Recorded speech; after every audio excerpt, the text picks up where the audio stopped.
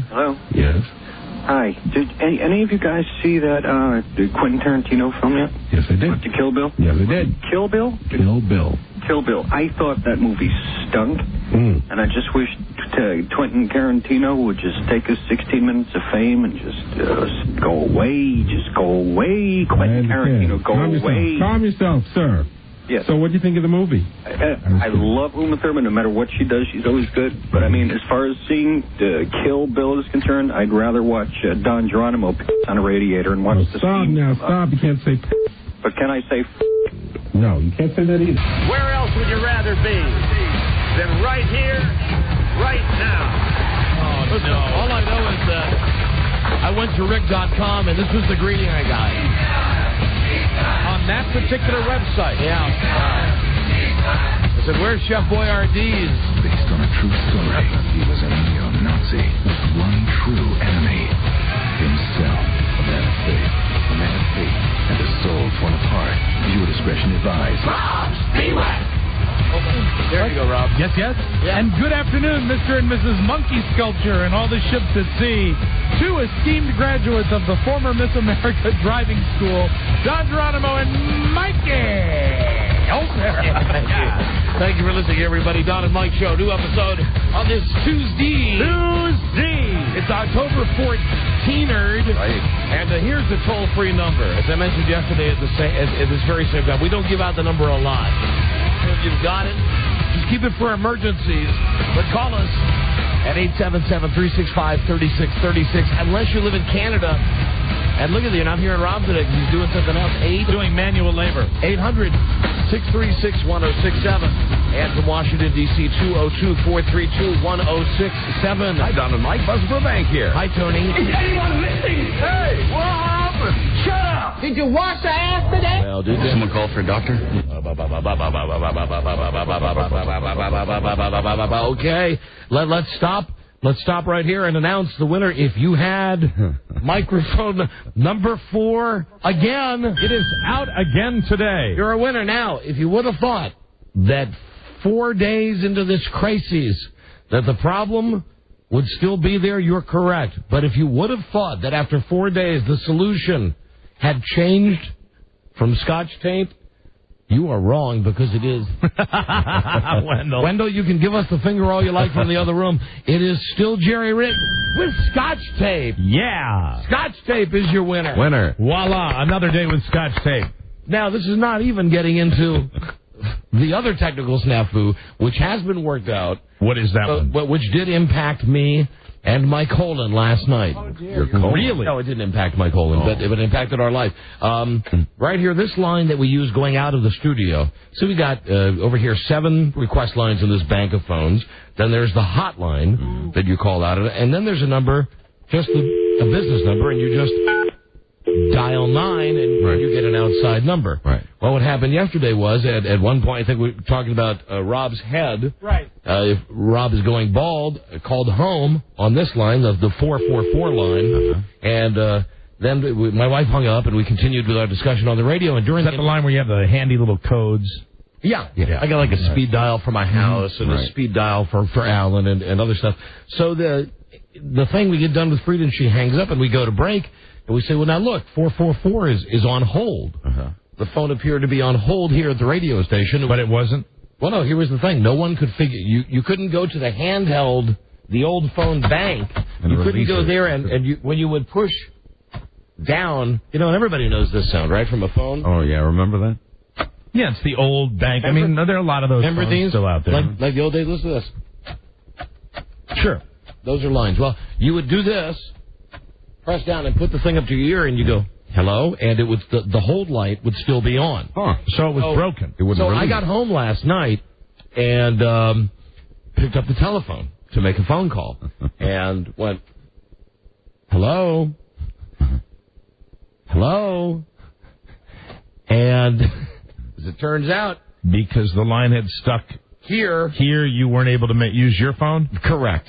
Wow. You are correct, sir. Wow, it reached out and damaged your home line. There you go. So, listen, you get the wild card prize. Come down and pick up come up and pick up your big, gigantic suitcase full of diamonds. Not a monkey sculpture? If you had in the pool, that not only would it be microphone number 4, and it would be Scotch tape, but that a phone line that was broken here would be tying things up at my home, then come down and get your suitcase. And, Rob, could you dim my lights again just ever so slightly, please? Thank you. So technical problems here are now following us home. Yes. Wow. Absolutely. There you go. It doesn't have to be that much, but that's fine. God, Mike. That's fine. That's perfect. Thank you. Okay. That's the way it normally is. That's the way he likes it.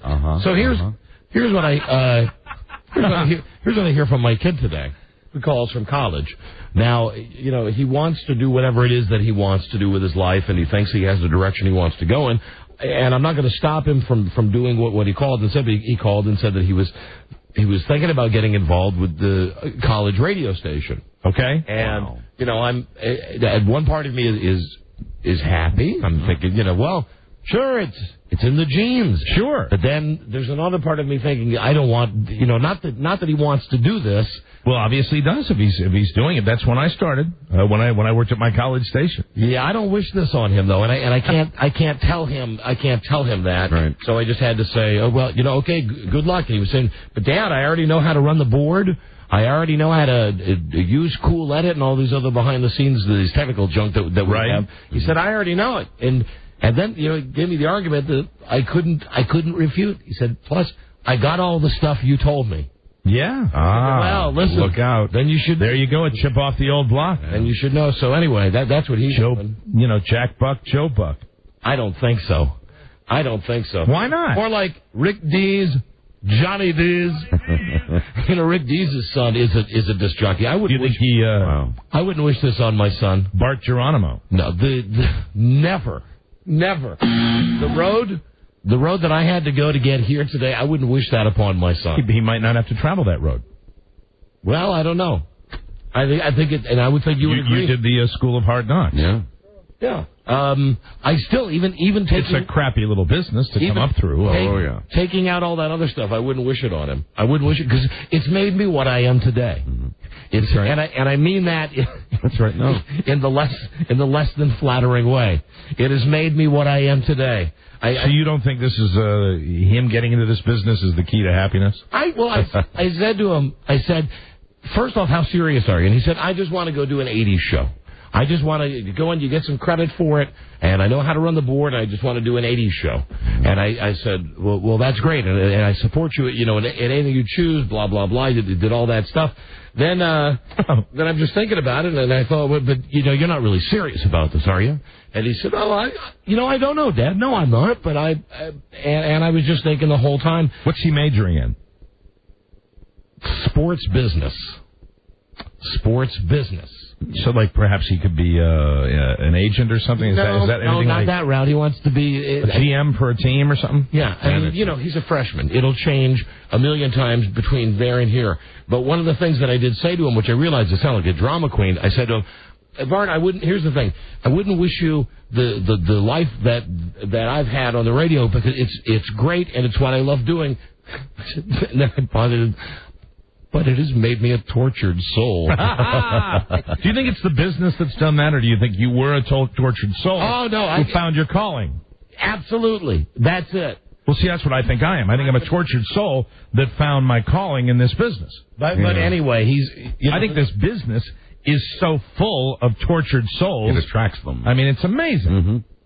Well, go to one of our conventions. Look at the wall-to-wall idiots. Just sad. Yeah, but the thing is, we've worked so hard to raise him to at least be, what's a milder word than tortured? I'd hate for my son to have a tortured soul. And I don't think he's a tortured soul. Well, if you think about it, think about the people who work in radio. Mm-hmm. I'm thinking about him right now. Who's not tortured? Let's look at the employee list right here. Okay. Hey, who's my best buddy? Rob Spiewak. Right. Okay. Hello. Tortured soul. That's a minefield underneath that head. Right.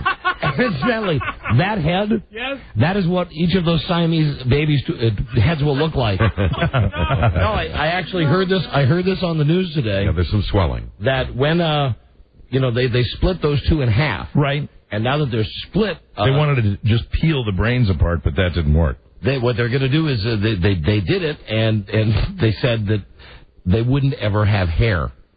up there. Hey, I've got it right now. Yeah, but you have a bald spot big enough for well, they can for 2 Egyptian babies. Can't they inject hair up there or something like that? You know. No, I believe what I heard was that they're grafting skin from other parts, since they had to peel off all the layers of skin to separate them. That they had to graft something else, and apparently the growth of hair was not something that was a priority. It was surviving. Would you rather have them living or be bald at 7? You can always have a wig. You know, maybe that was what happened to me. Maybe I had a twin, and that's why I don't have hair up there. At least you're admitting it now, Rob. Happy Halloween. You're admitting it, Rob. Look at that great big head. You wouldn't think that the brain inside it was no bigger than an English walnut. If my brother is listening, I'd love to meet him. Your brother. You're tortured. And tortured. Yeah. You know, John Merrick. Let me, perhaps not tortured. Demons.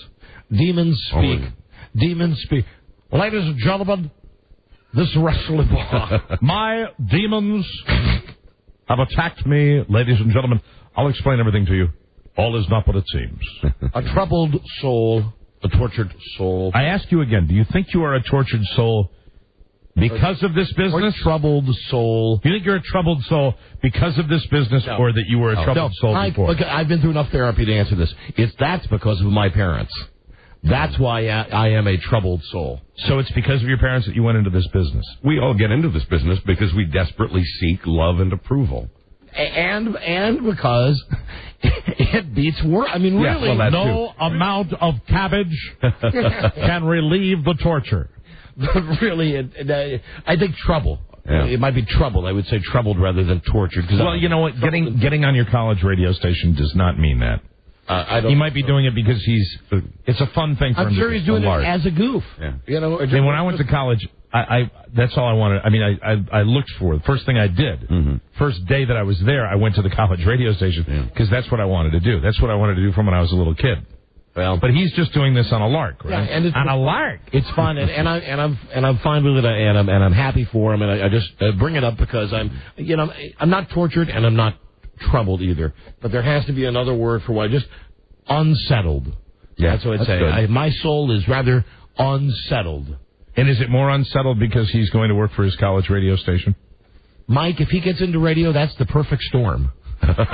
Really, my soul goes from being unsettled. Neither you nor I recommend it to people. When people come up and they say they want to get into it, I said, you really. Absolutely It's not. like any other area of show business. Your odds of success are very small. I'd much rather have my son to get into something like retail sales, say at GNC. And I have a big shout out to my man. My man, I went to the GNC in Reston today to get my EAS stuff.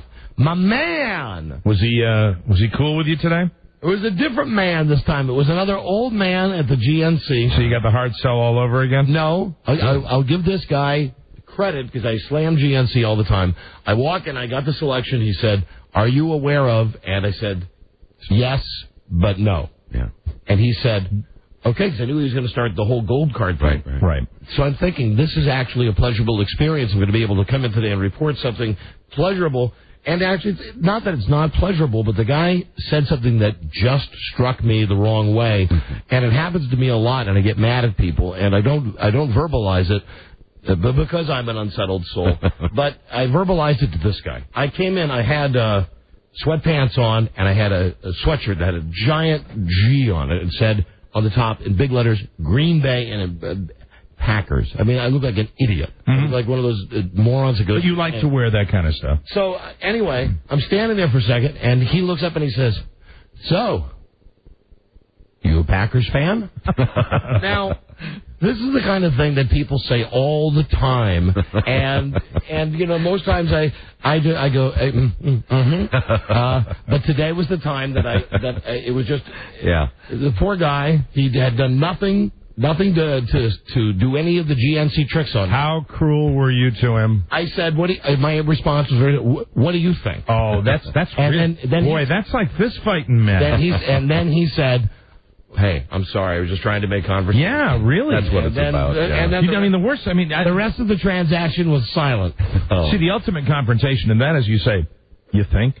No. As opposed to, "What do you think?" Wow, that's so bitter. Well, hi.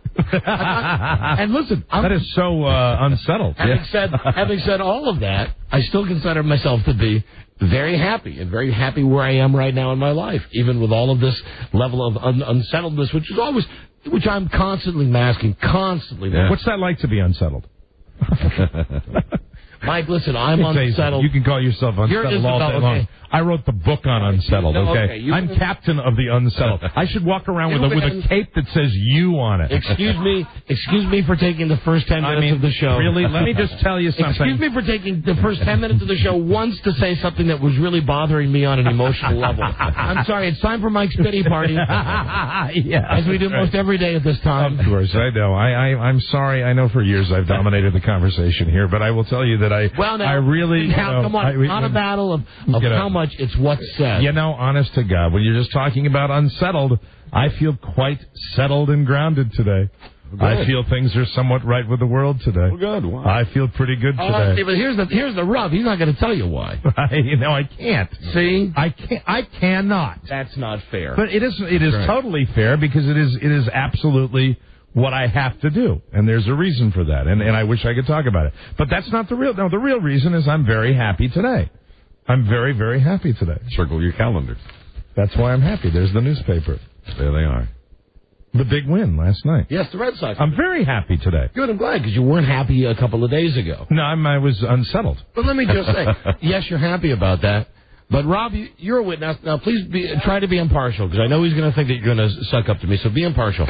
No, won't happen.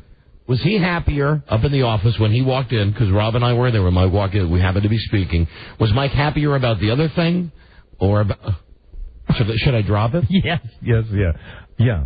Okay. Buzz, talk for a minute. Okay. Talk for a minute. Don and Mike are now going to talk about... Yeah, I have to explain this all to you. Right. Okay. They're really I think I did a long time ago. Okay, I'm sorry. Go ahead. Turn our microphones off. Mike, who is frequently unhappy, is happy today, and there are two reasons. One of them he can share with us, the success of the Boston Red Sox. The other he won't share with us, and that's what he and Don are discussing right now. Don, of course, would love to talk about it. Mike apparently doesn't want to talk about it to protect it. Don and Mike will be back with you shortly as soon as they work out what they are and aren't going to talk about. I see discussion, I see laughter, and we're just waiting for Don and Mike to return to find out, if we're going to find out, why Mike is happy today. Mike is an unsettled soul, he says. I turn it now over to Mike. Okay. Now I'm in a different. I was simply going to say that's why. That's what I was going to say. The Red Sox. The Red Sox. Yes. Strike everything I said about the office. Mm-hmm. Strike it from the record. Yeah, absolutely.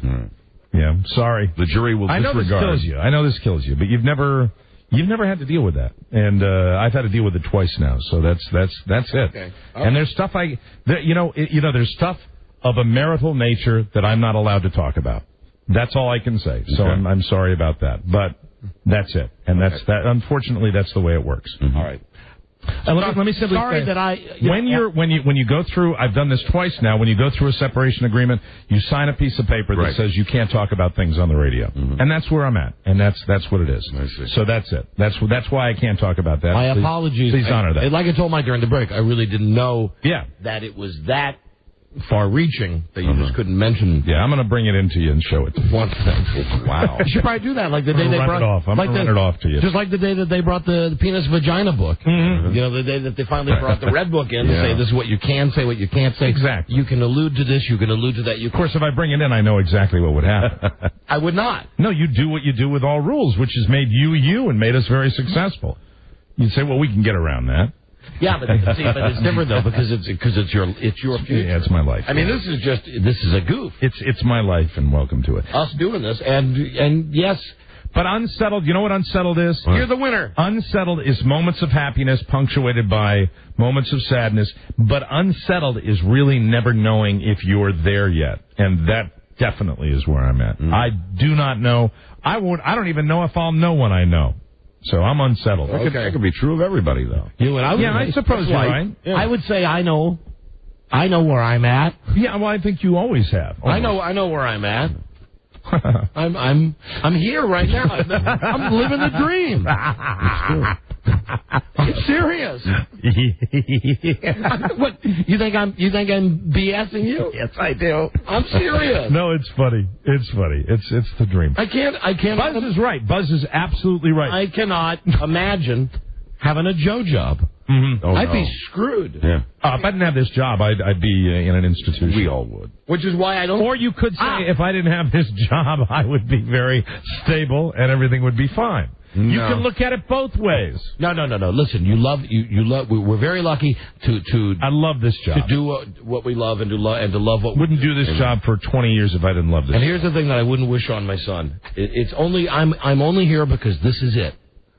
Out of everything that I can do in the world, I was able to chisel it down right away from an early age. Mm-hmm. All of your standard occupations, simply not capable. It's not that I was afraid of the work, simply not capable. Well, I would say that's true only because I've never done anything else. I mean, I've never done anything that wasn't related to radio, and I wouldn't know what I was doing. And at this stage, and now after this, I mean, there's probably, there are a lot of things I think I could do, but I mean, it's really. There's nothing that I think that I could do that wasn't in some way related to radio. Oh, really? I really, what, like, you see me doing real estate? Hey, how you doing? This is a nice house. What do you think of that? Real estate? No. Management? No. And then let's. You know what I thought? You know what I've always thought about as a second career, something that I'd like to do that I'd enjoy doing? I'd like to be a behind-the-scenes political person. I'd always thought that I could be very good at that. See? The kind of guy that's like the guy behind the guy. See? I've always wanted. I couldn't be the guy because there are too many skeletons. Never had a thought. Never had an aspiration. I think right away, Safeway. That's probably That's probably where I'd be. Yeah, I couldn't do anything sales related because it involves numbers, and I'm bad at numbers. But they got computers for that at Safeway. But I'm relatively good with numbers. But that's what I'd be. I'd be a checkout guy. You'd kill yourself. Maybe I'd be a Safeway manager. No, that's worse. But I was at Safeway for 2 years, and you would kill yourself. It is really the most mind-numbing job in the world. Do you know what seriously I've thought? And don't laugh at me when I say this, but what's something I really could do? I could sell cars. I don't doubt you. If I didn't have to do like the number thing, you probably could. I love cars, and I'm so into cars and about details in cars. And you're a people person. I don't mind people. We could open a dealership. Rob and I would have the best dealership ever. Oh my God. Happy Motors. Absolutely incredible. And we would only hire people that were ridiculously happy and like beer. There'd be a beer tap on the floor. Yep. Half of us would be all banged up when we. No one would be able to drive the car once they bought it. Mm-hmm. And I'd be there checking you out. When you came with your beer. Right. Yeah. Welcome to Safeway. Right. How you doing? This is why. Now I'm going to bring this full circle. This is why I hope, because I'm lucky enough, I'm not qualified to do anything. I'm barely qualified to get in my car and drive here every day and function with people. This is it. This is all I can do. I hope my son has something else that he can do that he loves to do. Because for me, this apparently was when God set this up, this was my fallback. This was it. It was like, okay, you're either going to be working in a supermarket, or, maybe you'll be a maintenance guy, or if you really hit the lottery and you play everything right and you do everything, you get out of school early and you do everything and you bust your ass, maybe play records. Mm-hmm. Do that. But know that the only other thing you could possibly ever do would be check someone out of a safe one. You know what you could do? You've talked about it, and I'm serious that you could do it. You could be one of those suits that works at the network. You could be a programming guy. Yeah, you could be a TV. Nobody knows TV like you do. It's all subjective, and you don't have the diplomacy type of thing. Correct. And there you get back to it. Just more of what's wrong. But do those guys really have diplomacy? No. Do those guys really have diplomacy? And they don't have to. Those guys are pit bulls too. Yeah. I'm a dick.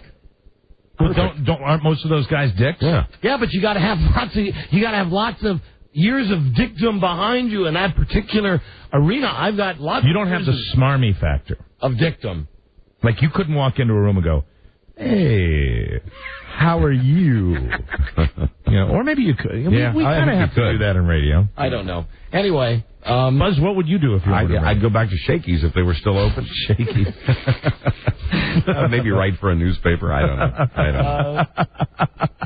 Hello there, Don and Mike Show. One call, perhaps two, then we'll hit an early break. Hello. Hello. Hey, Don and Mike Show. Hey, how you doing? We're doing great.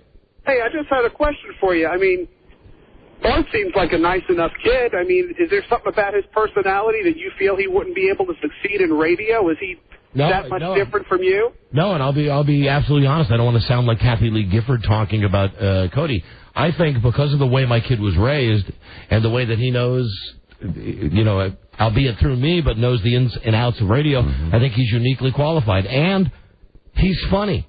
I mean, he's funny to his friends. He's funny with me. He's funny. And now that he's gotten to a certain age, he can make the jokes with Rob that make Mike cringe. Bart can do that. So I think he's incredibly talented. I think it would be a waste of talent. I think he's a bright kid, and the radio. I'm telling you, seriously, I hit the lottery by getting this job.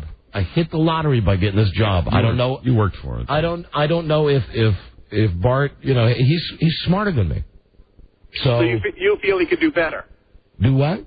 You feel he could do better than you? Yeah, unless this was absolutely what he knew he wanted to do. He's got to have the same heart for it that Don has. I think you want him to do it. No, Mike, I swear. You don't? I swear that I don't.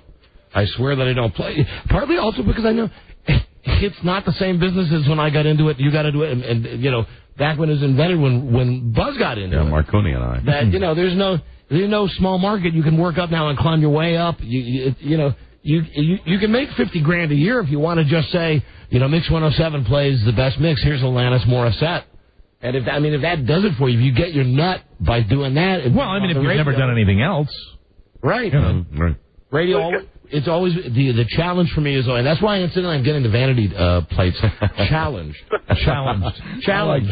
So that people You're just going to drive down the street going, yeah. People will either think that I'm a tard or I'm an incredible overachiever because I'm challenged and I take the challenge. The great thing about... Yeah, right. How'd you spell it, Buzz? It fits. CHLNGD. That'll fit. Challenge. Right. Yeah. Because in radio, we've taken it and we've moved it all the way from where it was. Before you couldn't talk for 22 minutes about whatever the hell it is we talked about for 22 minutes. Thank you. Goodbye. Very good. Good day to you, sir. Very good. Good day. Here is another call. Hello, Don and Mike show. Hey, Don and Mike. Howdy. Hey, Mike, I got a Red Sox prayer for you for half an hour from now. A Red Sox prayer? Red Sox prayer. Is it a brief prayer? Yeah, it's the Our Father. Is it just a regular Our Father? You really want to? No, it's a Red Sox. I'm a lifelong Red Sox fan. All right, let's hear it. Okay, Our Father, who art at Fenway, baseball be thy game. Thy kingdom come, World Series won, on earth as at the cask and flagon. Give us this day, Derek Lowe, and forgive us for our losses, as we forgive those like young Billy Buckner. Lead us not into depression, but deliver us from the curse. Amen. Yeah. Okay. I hope it brings us luck today, sir. Thank you very much. Go Red Sox. Right. And everybody was on their best behavior last night, so I was very happy. Hello, Don and Mike show. Hey, Don and Mike. Howdy. Don, I was wondering, did you get where you are today because you were determined? Yeah, challenged and determined. Challenged and determined. Determined. I believe there's an individual, Tom Gavin, would be challenged and determined. Hello, Don and Mike. I am handsome. Hello, Don and Mike. Hello. Hello. Hey, Don, you should feel a little more settled, buddy, because I'm a maintenance guy in Buffalo performing maintenance right now, and I'm a little unsettled. So feel good. Okay. You've done well.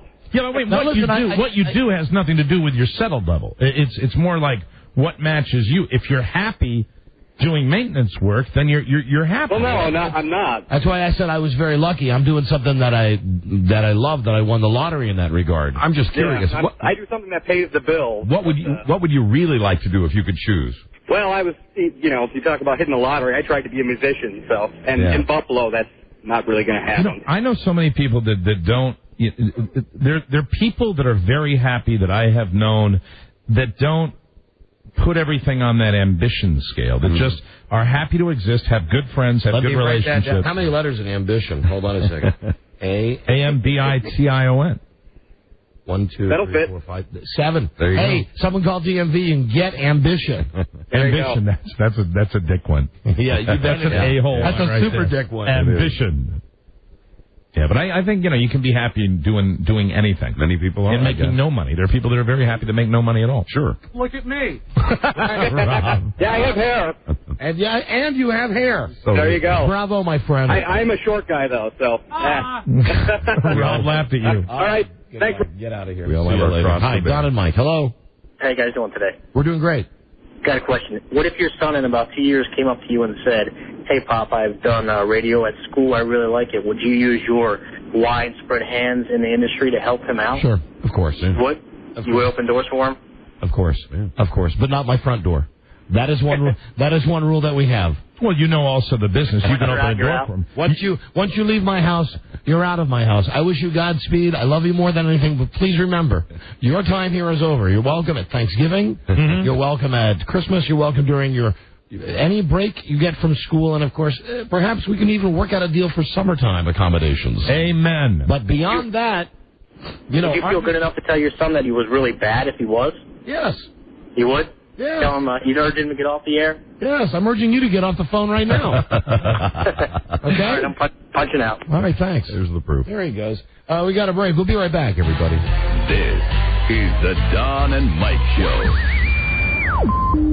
Hey, look what I found. Grandpa's old radio. Oh, wouldn't it be grand to gather round and have a listen? Well, turn something on. I'm starting to think. The Don and Mike Show. Taking you on a journey that you could not take on your own. Don Geronimo and Mike O'Mara.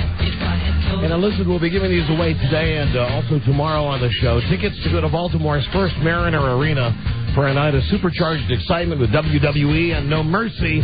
Live Sunday night at Comcast and Cox Cable pay-per-view. And if you win, our friends at Live 105 in Baltimore. And, also mention WJFK. Right? We'll get you a meet and greet with WWE superstars. We'll give those away later in the show. During our commercials, one of our great sponsors, American Airlines. I was spotlight on American Airlines, and just a word of advice from me to them, something I just heard in their commercial. Good. That I would think would cause confusion on the web. Maybe it wouldn't. That at the end of the commercial where they say, American Airlines, we're the best, and they're a great client. I'm not slamming them. It's just when they say www.aa.com. Well, maybe it's me. Maybe it's the unsettledness in me. But someone says AA, and I think 12-step program. Right. AA. You'd think that'd be taken. Yeah. Well, Buzz, go to your computer. And I kind of blocked that out. I know this for a fact. Yeah, that's their website, AA.com. Wow. Seeing as I know I'll be there someday, I kind of block it out. I mean, it just struck me as funny. It was the last commercial we played before we came back on. Hi, Mike. Sure enough. Put the headphones on. www.aa.com. That's where they are. American Airlines, AA.com.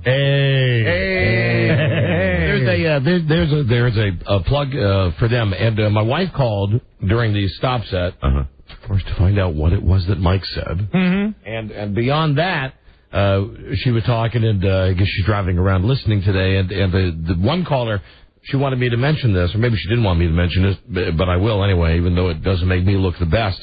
The guy said, would you tell your son if he didn't have it? If he wanted to get a radio, if he didn't have it, would you tell him? Mm-hmm. And Frida said, that she knew that I would tell him. And I said, well, how do you know that? And she said, because you told me. Ooh. And I guess I did on more than one occasion, because my wife was in the radio business. Right. I think on more than one occasion. No, we can't play the whole tape.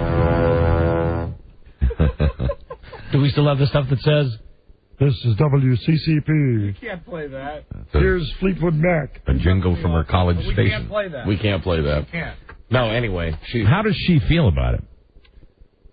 How does she feel? I imagine that she thinks it's just one of those things that he's going to want to try.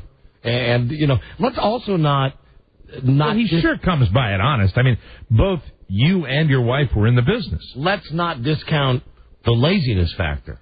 that if you can get a couple of credits out of doing something that you kind of already know how to do anyway, and you could have fun, and really there's, let's face it, at every level, while I know we've lectured many endless hours about our grueling schedules here, it sure beats digging a ditch. Yeah, it does. It does. Especially if you do get college credit, why not? You may discover that. Doing real work. Hello, Don and Mike show. Oh, yeah. Hey, Don? Yes, Don and Mike. Hello. Yeah, I had a question. Now, I know that Mike is a huge Red Sox fan. I'm here. I'm here. Do not speak about me as though I'm not in the room. No. I know you're in the room, but I'm just saying, well, in a minute, you're not going to be in the room because let's say that the Red Sox lose and then you end up slitting your wrist. Now, my question is... Right, valid point. Yep. No, not valid, because if the Red Sox lose, Mike has... It's just more of the self-perpetuating Red Sox, we love to get close and lose thing. It won't be... I am more prepared now for disaster than I've ever been. I'm much more... I can handle it now. Maybe because of this documentary, which I really found to be a therapeutic event, where I understand now what it's all about. Except for Ben Affleck. But you know what? If you saw me last night at the bottom of the ninth inning... I'm sorry, the top of the ninth inning, when they were pitching to Soriano, you'd know that I'm still... I'm going nuts. I'm sitting there going absolutely nuts. My heart is racing. Right. I'm still super into it, but no, I can handle it if they don't win. No, but my question really is, would Don continue the show? I mean, I know you would, Mike, because you're dating and everything else. You got to get chicks and stuff. But would Don continue the show? Well, no, it's not that I would continue the show because I'm dating and I want to get chicks, sir. It's that I have to pay the bills. Hold on. Are you talking about if I would do the show if Mike killed himself because the Red Sox lost? Or just, let's say he's in a car accident. Let's say he walks off of a... Oh, my God. What is why are you doing this? Why do you want to know? Do you want me to die? No, I don't want you to die, but I was just curious. I'm driving up Highway 60. So you call... Hold on a second. Oh. Your call is, would Don continue if I was dead? And the answer is, we would both continue if each other was dead. I don't even... Here is my answer. He doesn't even have to answer that. Here is my answer. I would handle it with the same tact, with the same aplomb, with the exact amount of being dainty and respectful as ABC has been with the passing of John Ritter. And goodbye, ass. Not only has ABC now run all of the episodes where he's alive, right? So you think, that's it. He had 3 before he took the dirt nap. Tonight, they are digging up what they're promoting as, hey, Rob, would you find that commercial for me? The one for ABC? Because you got to hear it. I haven't heard this. It's a way to work dead John Ritter into a show that he no longer can do. You got it there? I'm sure it's scheduled to come up here in a second. 8 simple rules for fulfilling a contract. So now he's dead. Yeah. And all the shows with him, they're all done. But here you go, ABC. Tonight, nobody rules Tuesday like ABC. First, it's the cast favorite, the Three's Company episode of 8 Simple Rules. Now with never-before-seen footage. Then, when his movie star girlfriend gets her dream role. So let me explain. What are they doing? Here's what they did. Apparently, I did a little research into this. Apparently, last year, one of the episodes of this show, 8 Simple Rules for whatever it is, they did a show in which there was a takeoff of Three's Company. Okay. So on 8 Simple Rules, all right. Within that, they did a parody of Three's Company. All right. Well, now that John Ritter is dead and his 3 episodes have run, the way that ABC is squeezing just a little more juice out of that stone is by rerunning an episode of the show from last year in which he was in a situation that was similar to Three's Company. Oh, my God. And according to the PR, it's the cast's favorite episode of all time. Well done. So they're running that. They can't squeeze enough out of the guy. This has to be the last drop unless you please, ABC, you take my advice, and you just pull him out of the ground and just put a camera on him Tuesday night from 8 to 8:30. We'll watch it. Amazing. There've got to be outtakes and lost footage. They can squeeze yet another episode out. All right, listen to it again now that you know the setup, okay? This is not a gag commercial. Tonight, Nobody Rules Tuesday like ABC. First, it's the cast favorite, the Three's Company episode of 8 Simple Rules. Oh, so there's the qualifier. Now with never-before-seen footage. Then, when his movie star girlfriend gets... So that's how they cover it. It's the cast's favorite. Yeah. We're doing this because we thought it would be good for the cast. With never-before-seen footage. Incidentally, he's dead, so he's not coming back. Wow. Never-before-seen footage. Mm-hmm. Who knew? Who knew that John Ritter was such a valuable commodity? Nobody seemed to know it when he was alive. That's so often the case with a great artist. Yeah, Buzz. Do you think any of that unseen footage is from the funeral? Oh, no, Rob. God. Next week, Ritter's home movies. His last goodbye. Oh, dear. Curtain call. I'm sure they'd run it. More farewells than Cher. Hello, Don and Mike show. But that's how I would handle if anything happened to my good buddy Mike. You'd really dig up, thing and everything around it. You'd scour the building. I'd make it for the old like recording sessions that we've done where they're on some little work reel somewhere. Yeah, just play everything. And here's something that boy, we gotta laugh out of that. Yes, sir. You'll do the Roger Ebert thing, won't you? Pardon me? Getting a new partner. You'll go out shopping like Roger Ebert. Negative. After Siskel died. No, I'm sorry. No. I'm sorry, sir. When Mike dies, that'll be it. Hey, I saw a license plate the other day. I'm touched. I'm deeply touched. Should be. Write this down. T1H2. What are you doing? What are you doing? I saw this license plate. Oh, okay. It's a license plate thing. Right. T1H2 T43. Buzz, what does that mean? We didn't write it down. You have it in front of you. I can't make heads or tails out of it. Think of it as looking at it in the mirror. Look at it. Oh. Jesus. This is a topic. Eat S is what it is backwards. Okay. I saw that plate. It was on there? All right, yes. Now and what state are you calling from? I'm calling from Vermont. Wow, that's clever. You gotta. Now that's just clever. That's not being a dick. Not at all. Right. Not because if I saw that, I'd laugh my ass off. I don't like continuing topics from one show to the next, like this whole license plate thing. But that's pretty good. But Bart could be the next Barry Bonds of radio. Yeah, that's right, sir. That's right. And bringing it into the present. And David Bowie's going to fly out of my ass any second. We do have a prize for you. I mentioned David Bowie because I saw his name, but he's not performing in. Where are you from, Vermont? I live in Vermont. Yeah, the most beautiful spot on earth. He's not in Vermont, and neither is Chris Rock. And Mike, we all feel the same way you do. Neither is the wrestling. Yeah, big Red Sox country up in Vermont. But you have won a Halloween costume of your choice, courtesy of Masters Costumes. And don't worry, even though they're in D.C., 7 locations, they'll ship it to you. To find the nearest one, go to masterscostumes.com. Nobody performs up in Vermont, and that's the way they like it up there. Mm-hmm. That's right. Thank you. Thank you so much. See you later. Bye-bye. Hold on for your instant prize. But he likes this program. This program's popular in Vermont. Hello, Don and Mike show. Sure, what else is there in Vermont? Well, there's none. We got to be the Dean's Peanuts of Vermont. We are the Dean's Peanuts. Yeah. Hello. Don. Yeah, and Mike, hi. Hey, there is one episode they haven't aired of the John Ritter show. The one where he actually dies. Now, hold on a second. You're killing me here. You've really stopped the show. You really are killing me. Now he's hung up. They just hung up. Now, see, ladies and gentlemen, this is going to be proof. I'm trying to turn over a new leaf. Absolutely. We're just going to move on with this. No need to hold a grudge. Not going to call him back, even though I've got the number on caller ID. Just him to call. Hang up. Just to call him and just to say he's a dick. Not going to do it. Good for you, Don. It is turning over a new leaf. We're going to ask him nicely for an apology. That's fair. I think he owes us, he owes our listeners an apology. Yep.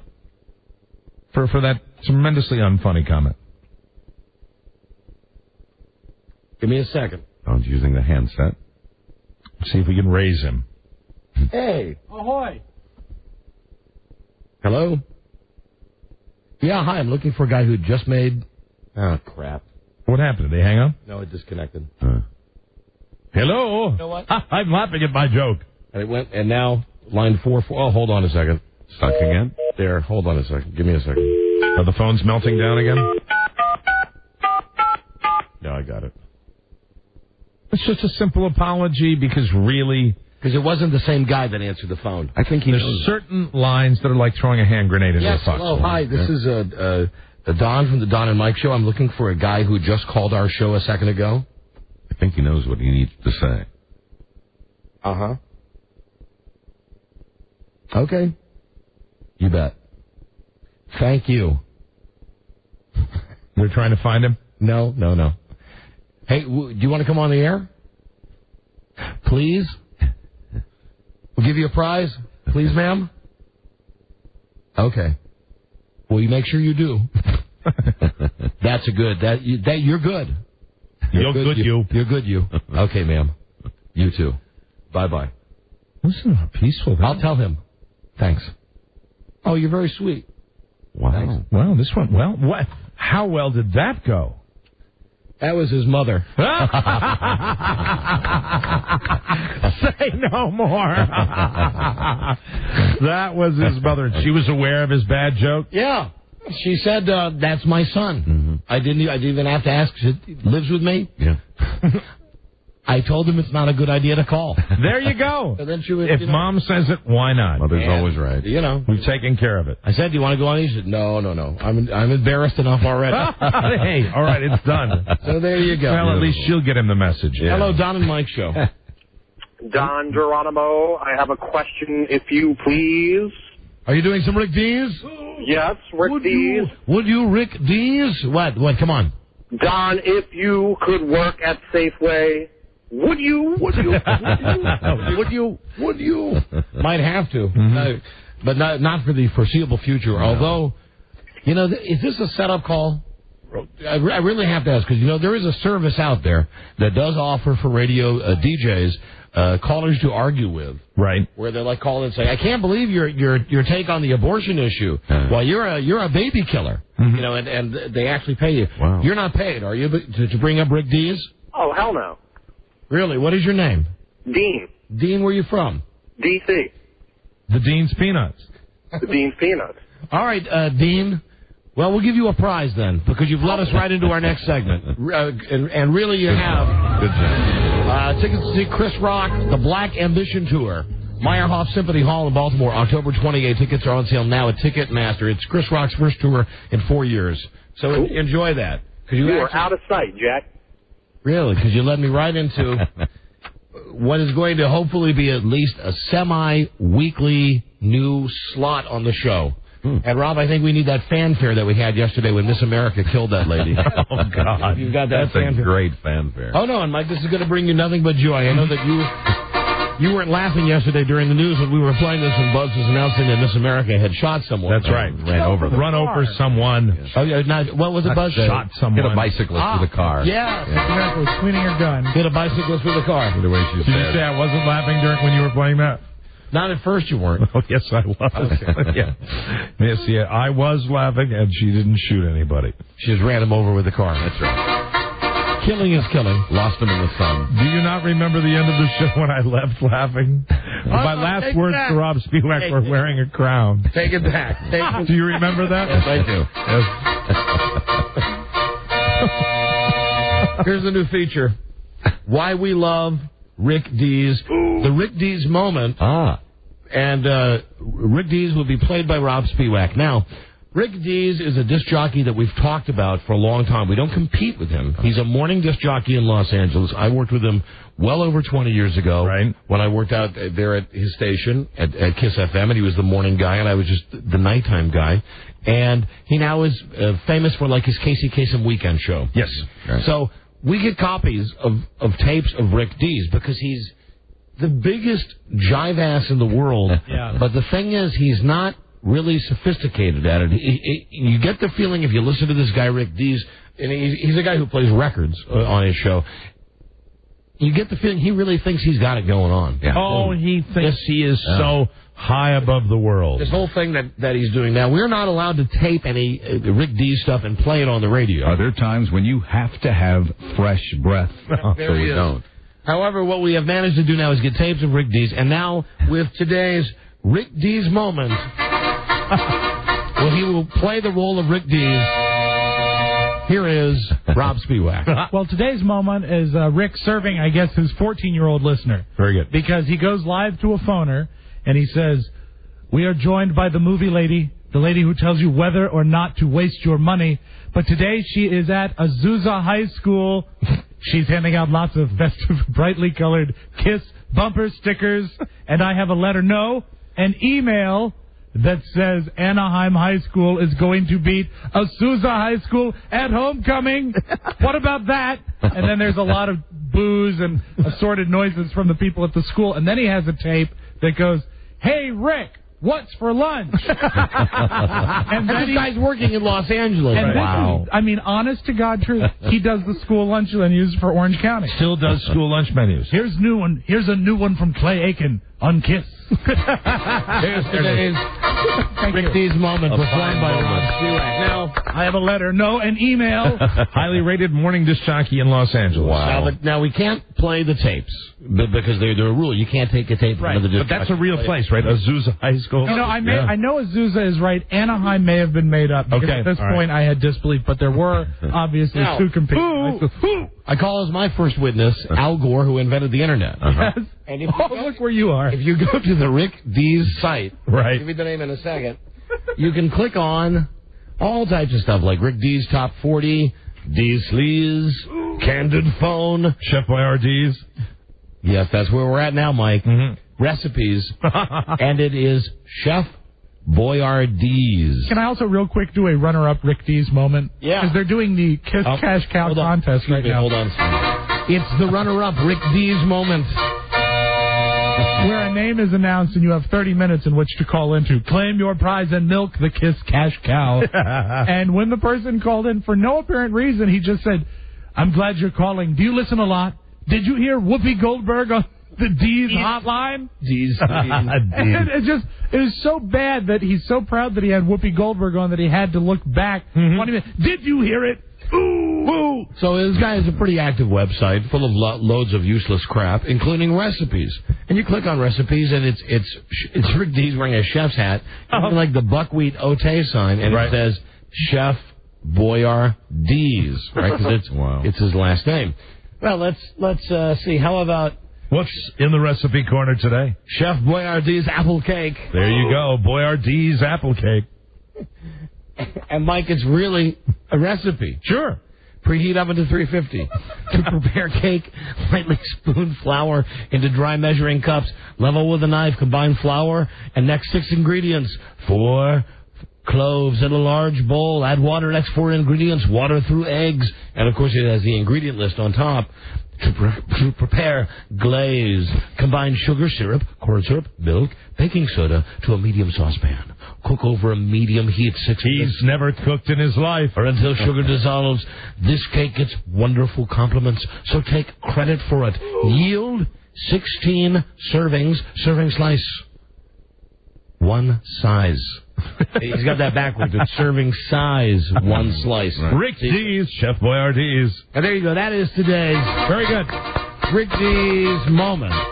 Simply the lamest disc jockey in the world. Yeah, he's the king. But not his website. If you go there, you'll also find the horoscopes and the joke of the day. Yay! And sure, we give it's Rick.com. That's right. That's all it is, just Rick.com. Why not? And keep going to Don and Mike's website.com, and you're going to keep noticing it still says site under construction. Yes, of course it does. And that's how we do business. That ain't because we're lazy. That's because we're waiting for something to come up where you don't go to a website that has our name on it. Click on a recipe page, and there's a picture of Mike and I with gigantic chef hats giving you the big J.O. sign. Here's the recipe of the day. We could. Would you? Would we? Would you? Right. We have the internet. If you had the domain name donandmikewebsite.com, would you put recipes on it? You know, I think at a certain point it would be a fun exercise all over the country to grab a school lunch menu and comment on it. I think that might be... We have to get the jingle, though. Yes. Hey, Don and Mike, what's for lunch? That'd be big fun, though. We'd give it our unique take on now, school lunch menus. Was it one of those shouts? Was it one of those... It was hard to say. Hold on. Was it a sing like this? The Don and Mike Show. Was it a shout like this? Rob's Beware. How could it be like that? No, but what it was, it sounded to me like it was in-house production, but it was maybe 12 guys all saying, "Hey, Rick, what's for lunch?" Wouldn't it be great if we just collected from all our affiliates school lunch menus, and each and every day we picked one that we thought was the worst? Here's where you don't want to go to school here today, kids. Or you could always go back to calling the school lunch guy Monday. Oh, God, that was horrible. That guy. We used to call a guy that used to sing the school lunch menus at some town in South Carolina or something like that. It's amazing. Anyway, that's the Rick Dees moment. Rick Dees. Thank you, Rob. Thank you, Don. You'll get another update. And it's fun to be Rick Dees. It's fun to do that. It's fun because it's fun to be so phony. Because everything you say must have that air of urgency. Mike. Yes, Don? Mike. Yeah. You have just signed. Yes. A lucrative contract. I have. To continue doing your radio show. Have I? If it meant. Yes. You would have to break 4 commercials now. Mm-hmm. Would you? I don't know, Don. I don't push the buttons, but I sure think it's a good idea. Do you? I do. Do it. This is the Don and Mike Show. All right, welcome back, everybody. And again, happy Thanksgiving from all of us here at the NFL today. Now, the IBM Power Poll, just picked by my guys here as always. Craig, Randy, Jerry, Eric, Mann, Bob Matina, our radio buddies, Don and Mike, everybody in on this one. The Don and Mike Show. You can call Don and Mike anytime from anywhere in America. 877-365-3636. They're ready to believe. That's right. Oh, what a hoot and so totally refreshing. Yeah. Drink your mead, but in moderation. No man is called discourteous who goes to bed at an early hour. Right. Just ask Don Geronimo and Mike O'Mara. Thank you. Are there times when you have to have fresh breath? Okay. You get it. Yes. That's the guy. Same guy. Been doing it for a number of years. Same guy, Mike. Ooh. If you could, would you? If you could provide America with jive entertainment for 3 decades, would you? We're working on our second right now. 4 decades, Rob. Wow. Would you? Load the music up. It's time to talk about fantasy football. Because by now the computer has totaled everything from the leagues. Right. I just collected my paycheck. Actually, I should say the computer has given all the scoring to my league. See, my league is not touched by monkey hands. And I find myself torn because you have now left the league, and yet my performance continues to skyrocket as it's beginning to look as though I'm having a juggernaut year. I'm having a dominating year. Well, let me go to CBSSportsline.com. Ooh, we're still talking like that a little bit. It says, "Hi, Don." I love that the way that they personalize that for you. Isn't that exciting? And I have 2 different leagues. Buzz had the first pick last year, and you notice now my logo is it's a skeleton's head. Skull and crossbones. And it says, bye-bye. Bye-bye, which means the league is dead to you. Yep, now,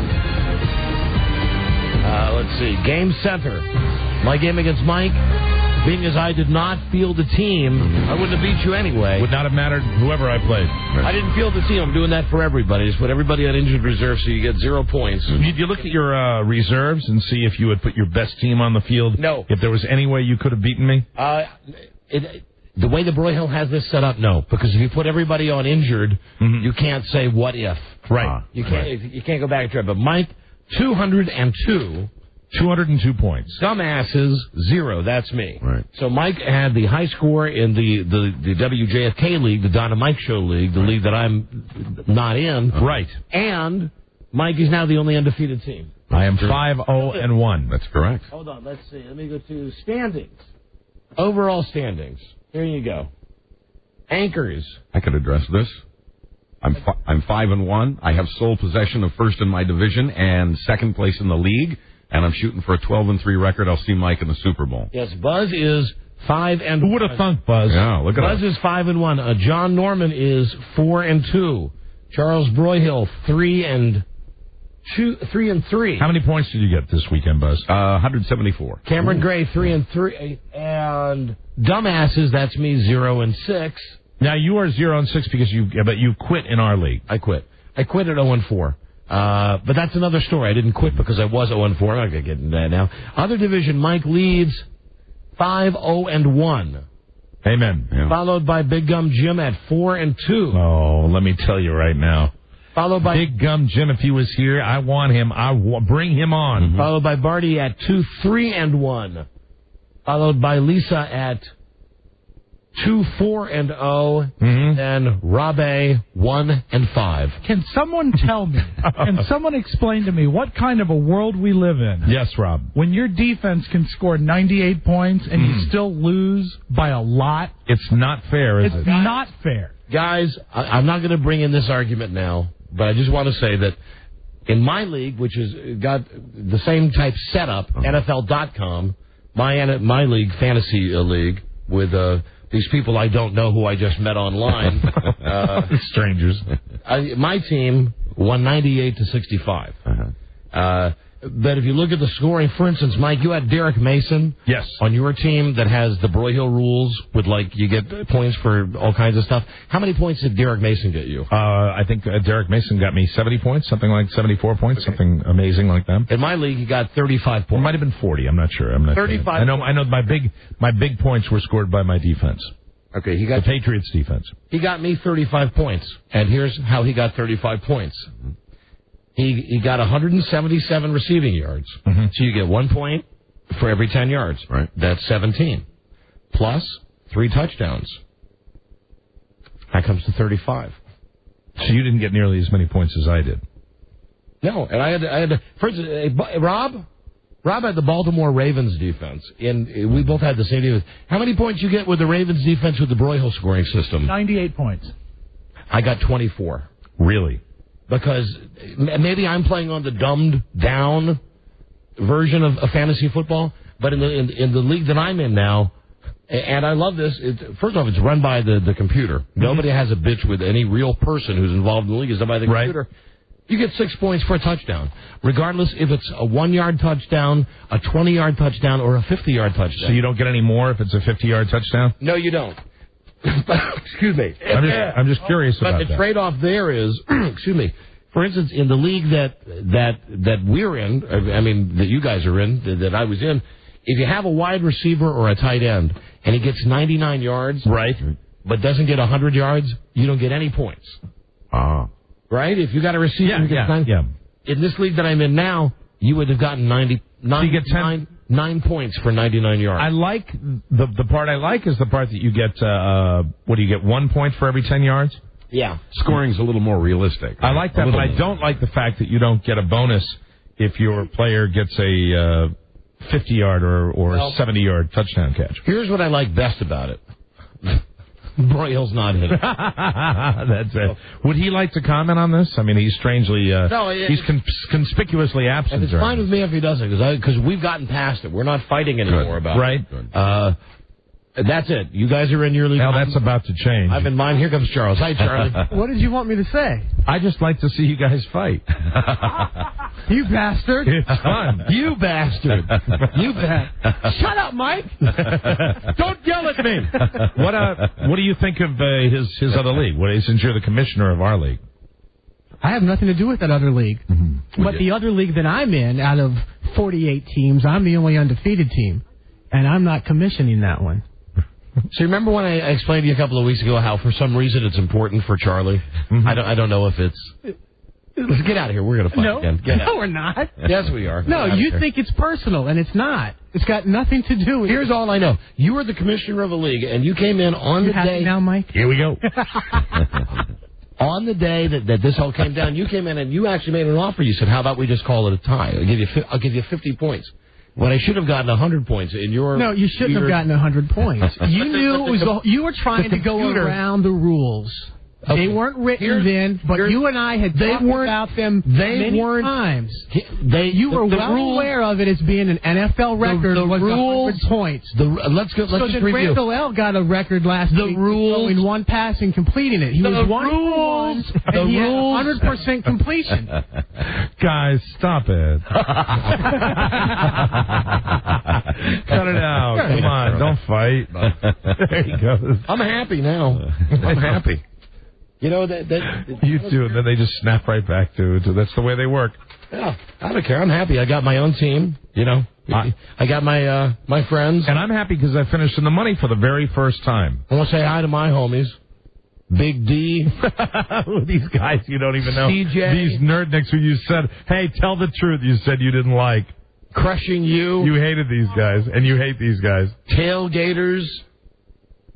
Who's your daddy? Hey, we're just thrilled to have Don in our league now. Yeah. We don't have any friends. Those are all names like that. If they were on license plates, you'd hate them. Ambition. That's true. Determination. There is your fantasy football update. Oh, and we have very good news. We all can agree on this. Hit the thing again here. We pulled even with Jim Nance. We have. Congratulations. In our weekly picks now, you know, the hottest woman on Network Sports, Nancy, Jim Nancy, thinks he's got this gift for picking games. Well, it's about time that we humble this guy, woman. Well, let me see. For the week, I had 3 right out of 5. You had 2 right out of 5. Jim Nance had 1 right out of 5. Ooh, wow. Which means for the year, total number of victories by me, by you, and by Nance, we're all knotted up at 11. Really? Yeah, so we're 11 out of what? Out of however many. I don't know however many. I think we're all sucking equally is what it is. Yeah, but the point is, we're even Steven with the TV boy. Yeah, absolutely, the guy that does all the work. Right. We're even Steven. Yeah, you hear him talking off the top of his head about these games. Let me tell you right now, guys, here's what I think about this. Nancy wrong. Stradamus. Wrong. You are wrong, Nancy, good and fancy. A little bit of D's in him, too, as a matter of fact. Absolutely. Let me tell you something, Don and Mike. The new lineup at CBS on Wednesday night has been a dynamic one for us. My radio buddies, Don and Mike, here we are. Very, very exciting. Oh, he is. He's got a lot of D's in him. You turned him into We'll have to ask him next time he comes on the show if he knows of Rick D's. I bet he's a fan. Yeah. Hello, Don and Mike show. Don, Mike, how you guys doing? Howdy. Got a question for you. Let's say I were to call up with some clips of Rick D's. Would that be violating any radio laws? I do not think so. All righty. I unfortunately don't have them with me today, but I will be looking forward to calling back in the future. Get on them. If I had some clips... Could you breathe a little heavier into the phone, though? Just a little bit. Because you're not quite creepy enough, but when you do that, if you want the tapes, I could get them. That works for me. Would you like some clips? No, I'm sorry. My mother's a whore. I've got to go. Bye. My mother's a whore. I have to go. I like it when they accept responsibility. Yeah. Just drop right out. Mm-hmm. Unless your mom's in the car with you. Yeah, that's right. We have to call. That was great. That was terrific. That was fantastic. Hello. Don and Mike show. Hello? Huh. Hello? Yes. Yes, go ahead, ask. Yes, Don, the Football League, which you were formerly a member of, seems like Charlie hands out points for just about everything. I was wondering, how many points do you get for a solid BM at halftime? 20. 20 points. 20, and if it's runny, 25. Jesus Christ. Yeah. For what? What was the... I couldn't even hear the question. How many points do you get for a solid BM at halftime? Oh, okay. But get out of here. See, I couldn't... He was kind of dissing Charlie. I couldn't hear what... You would have enjoyed that call if you... Well, good then. Thanks for calling, sir. He was a little slow on the trigger, but he was running down Charlie's league. I just didn't understand. And now I take that personally because I am at the top of that league. Hello, Don and Mike show. Good evening, gentlemen. Howdy. Don, I usually defend you. I love to hear you argue with Mike, but Mike has got you. Last night before the game, they showed, Fox had a clip of the Zimmer-Pedro incident. And may I just, if you give me 30 seconds to comment. I don't think you're going to need it. If you're going to give me 30 seconds. I don't think you need 30 seconds. Why? I told you about this in the office. I'm prepared to make a statement about this. Did you see it, Mike? I did. That was beautiful. Go ahead, Mike. It was an incredibly rapid clip that they showed before the game took place. It was at a different angle than the one they'd shown. All those people calling about saying that you didn't see Pedro's hands, those were right. I mean, they said you couldn't see his hands when they showed the actual live coverage of it. Right. There was another angle that they showed. And down at the very bottom, his fingers were moving. By his hips. Yeah. What did I tell you? His fingers were moving. But he was doing the come on thing. That I don't know. That I'm not. I mean, I don't know whether he was doing come on, but he was doing this thing, and it sure looked like it to me. I hate to admit. Look, one of the things I'm not Rush Limbaugh. Okay, if I really think, and I'm not sure. Oh, you're not, Mike. I'd really love to see it in super slow mo, but to the best of my knowledge, I was looking for it. I was waiting for my phone to ring. Well, I was waiting for my phone. Winner. I was watching NFL Countdown. But winner. Thank you. I knew what I had seen. Also, they replayed his mouth and what he was saying, and I have no idea what he was saying. I don't know what he was saying. What Pedro was saying? I don't know what he said, because it was impossible to decipher what was going on. I believe if you look at the replays, Zimmer saying, my head is about to fall off my shoulders. Did you read in the paper today where they said Zimmer was kind of comatose in the dugout last night? Yeah. Like he was obviously medicated, maybe on some kind of sedative. But when is he not? When is he not? Are you talking about the clip where they show, they highlight Don Zimmer? No, this was kind of a longer shot that was on top of him, and that you just saw Pedro's, hands. I thought the fingers were moving, but it was very rapid. No, the clip I saw was it's like from upper deck, and it showed the entire melee. Right. And it showed the melee right in the middle of the field. On the opposite side of the Yankees dugout was Pedro outside of the melee, standing there. They show Zimmer come out of the dugout, look through the melee. It's totally. Now, look, regardless of what Pedro did with his hands, that was obviously completely. That's why Zimmer apologized. And, really, everybody's talking about, well, we should get an apology from Pedro, too. You don't do that if you're in the major leagues. You don't. No, here's the last thing. You know what's never done in the major leagues? What's never done, you never, ever have heard Clemens or any of the other guys that throw at guys' heads. You don't come out and say, hey, I'm sorry for throwing at guys' head. Hold on, though. Right. Here's the only thing I'll say on this, is that after everything, with even our argument yesterday with the come on, even if it wasn't, Don Zimmer's a 70-year-old fart whose next at-bat is going to be in a wooden box. Okay, so we know that. Right. Pedro Martinez is about 40 years younger. Yes. And about 1 million times in better shape. Right, and Pedro was standing there doing nothing. He saw him. You can't tell me. What do you want him to do? Run back into the dugout? No. Here's what I want to do. Just run out of the way. Step away. Just step away. You don't have to grab him by his neck and throw him down. All I can say is that Zimmer didn't just walk up and say something to Pedro. He walked up and he threw a punch at him. He lunged at him and threw a punch. I think really, unless you're in that situation, how do you know to handle that? Whether he's 70, 80, 90, it doesn't matter. If somebody's like lunging at you, you put your hands up, it's an automatic relation. But it's Don Zimmer, though. It is Don Zimmer. Zimmer. You go, he's coming at you, go, F you, old man. Wait. Could he have put his hands down in Zimmer's chest, maybe pushed him out instead of like grabbing the head and pulling it away? How about this world-class athlete who can throw the ball 100 miles an hour on a dime, can make incredible fielding and graceful moves in the outfield and on the pitcher's mound? How about when an old man, 70 years old, is running at you and you see him, how about being agile enough as he gets close to just move out of the way? Well, I can't put myself in his body. You don't know what's happening. I don't think Pedro thought that Zimmer was going to throw a punch when he came up. What are you laughing at? Mike putting himself in Pedro's body? Hey, Mike, I am ready for you to come into my body. Could it have been maybe handled better? I don't know. But the fact is, when somebody lunges at you, I don't care how old they are.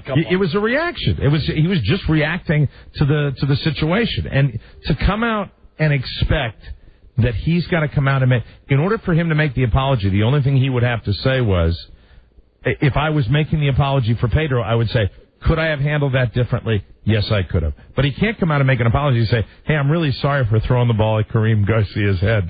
Because once you do that... Right, but you don't do that... There's not a Major League pitcher that's ever done that. Nolan Ryan, Roger Clemens... Why couldn't he stand up and say...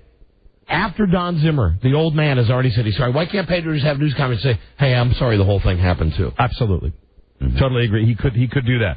I'm thinking at this stage of the game, it would be difficult for him to come out and say, hey, I'm sorry that I started the whole thing, because then you're admitting... No, all you got to do is just say... But as far as the specific Zimmer incident, I'm sorry the whole thing happened, and I'm sorry that I reacted the way I did. I'm very sorry. I was defending myself.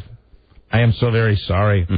And most importantly, I would like to apologize to Mike O'Mara for not pitching my best and losing to Roger Clemens. And if there is a 7th game, I would like to promise him that I will pitch better than Roger Clemens does, and we will win the series, and we will go on to the World Series. Thank you, Mike, for being such a loyal and commanding fan. Don and Mike, hello there. Hey, Don and Mike, how are you? Howdy. Good. Hey, I just want to tell Mike, I love him, but you're a pussy. Are you kidding me? Why? The guy's 75, his chin hangs to his knees. Pedro's a world-class athlete. I don't care. Hey, world-class athlete, there's an original thought. Where'd you get that from? From a very smart guy, Mike. There's an original thought, moron. That's right. Smart. Hey, are you calling me a moron? No, I'm calling this guy, you know. Is he stealing my argument? No, it's just such a big man to quote you directly and then call immediately. I mean, come on, give me a break. Come on, stand up. I'm a pussy. Come down here, meet me. We'll see you later. Hey, now, Mike. Come on. Mike, hold on. What, you the only one that's got the prerogative? I'm threatening the people to fight? I can do it, too, if somebody calls me a pussy. Buster Brown. There you go. This is serious for me. I'm keeping it very... very in check. Yeah, good job. I'm very... Thank you. Okay. All right, Mr. Sudafed. Sorry about that. All right. Sorry about that. No, I mean... Hello, Don and Mike show. Hey, guys, how are you? I just thought that we had an understanding about the way we're going to try to do the show now. Oh. That we were going to try to... I'm sorry. I'm so sorry I threatened the caller with a fight. I mean, if it was... So, here's the level of a fight call. Yes. You know, attacks your family, says something to, invade your privacy, something like that. That's where you pull out the dues. But this is the Red Sox. Except for that last guy. Okay, except for the last guy. Thank you. Hello. Hi, guys. Hey. Hey, I was at the game. Why'd you say great? I didn't say great. He said hey. Oh, hey. I said hey. Sorry about that. Maybe I was just thinking this is going to be a great call. Yeah. I actually, Mike, I picked you up a program from the game. I called last week. Hey! I'm going to kick your ass. No, that's not fair. You dick. That's not fair. You come down here right now. I'm going to kick your ass. I swear it. You don't care about I'm this. going to beat your ass. You don't have any passion for it. Don't mock me like that. Dick, I'm not mocking you. I'm really mad at this guy. I'm really mad at him. That's why you're grinning ear to ear. Hey, Mike. Are you going to let him finish his thought? For you. Are you going to let him finish his thought? Oh, I don't know. I'm very angry. You're not going to let him finish. No, go ahead. He was at the game. And? Yeah.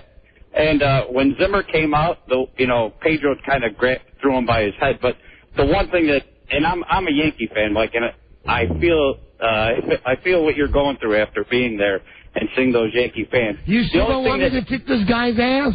I mean, take your agenda out of this. You're rooting. This guy's just a bad caller. Yes, he is. You want to beat him up together? Yeah, he's a Yankee fan. Yeah, okay. You're gone. Then I'd be worried the police would file assault charges. The one thing, like a Yankee fan. If your grandfather ran towards you, say he was going a little crazy, would you throw him to the ground? Can you hold on just a second? Sure. All right. We got to take a break. We'll give this guy... Listen, you can have the last word, and when you're done, just say, and now the Don and Mike show goes to break. Go ahead.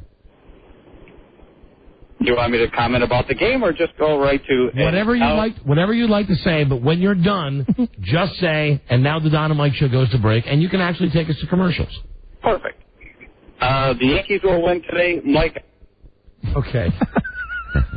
Always fun. Yes, it is. Always fun. I just wish he hadn't gotten that first part out. Yeah. You wait until we beat his ass. Yeah, and that other guy, for the guy that called me and called me a pussy, yes. Can I really say this to him? Yeah.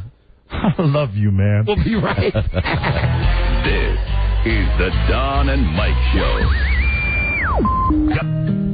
Hi, everybody. This is Pedro Martinez. Plain and simple, singular has what you want. Hi, I'm Derek Lowe. If you want the newest and coolest... I thought you could do the Zimmer thing. Hi, I'm Don Zimmer. If you want the newest and coolest wireless phone technology, Singular has the phone for you. It's the Sony Ericsson T226. You sound like Santa Claus. It's actually William Conrad. Oh, hey. Remember that impression, Don? It has downloadable games and text and picture messaging. I'm very excited because you shouldn't forget the free camera attachment with $50 mail-in rebate. How good? I'm Don Zimmer, and I made. How could I forget that? But here's the best part. The Sony Ericsson T226 is free after a $20 million rebate. Go to 186 Singular. Log on to Singular.com. Certain restrictions apply. See any Singular Wireless store for details. Singular Wireless, part of the SBC family. Don't interrupt me. Run you out of town on a rail. The Don and Mike Show. This is the Don and Mike Show.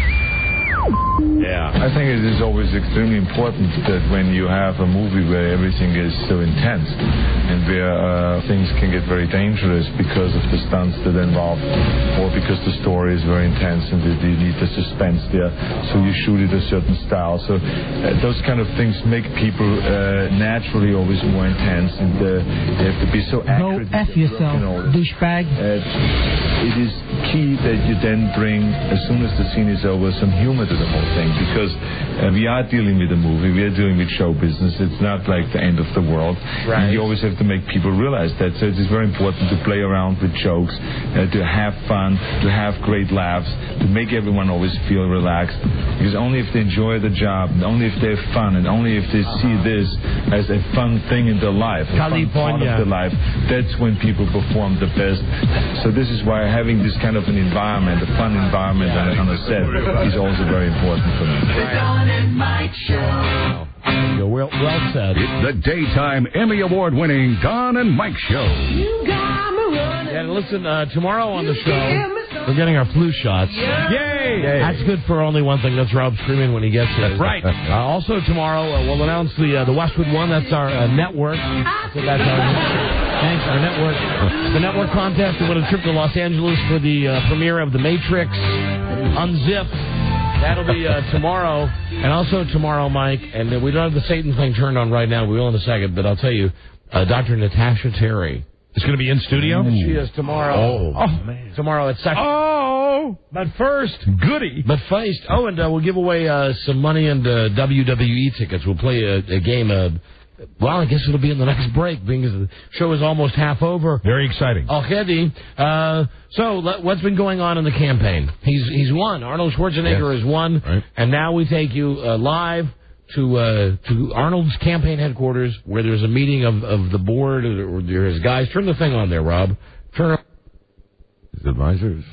First of all, I'd like to thank all the people for coming by. I'd like to introduce my main advisor. I know most of you haven't had a chance to meet the number one guy behind my campaign, and some of you might have a little trouble with this choice, but I'm going to tell you, for California and getting rid of Craig Davis, this was my go-to guy.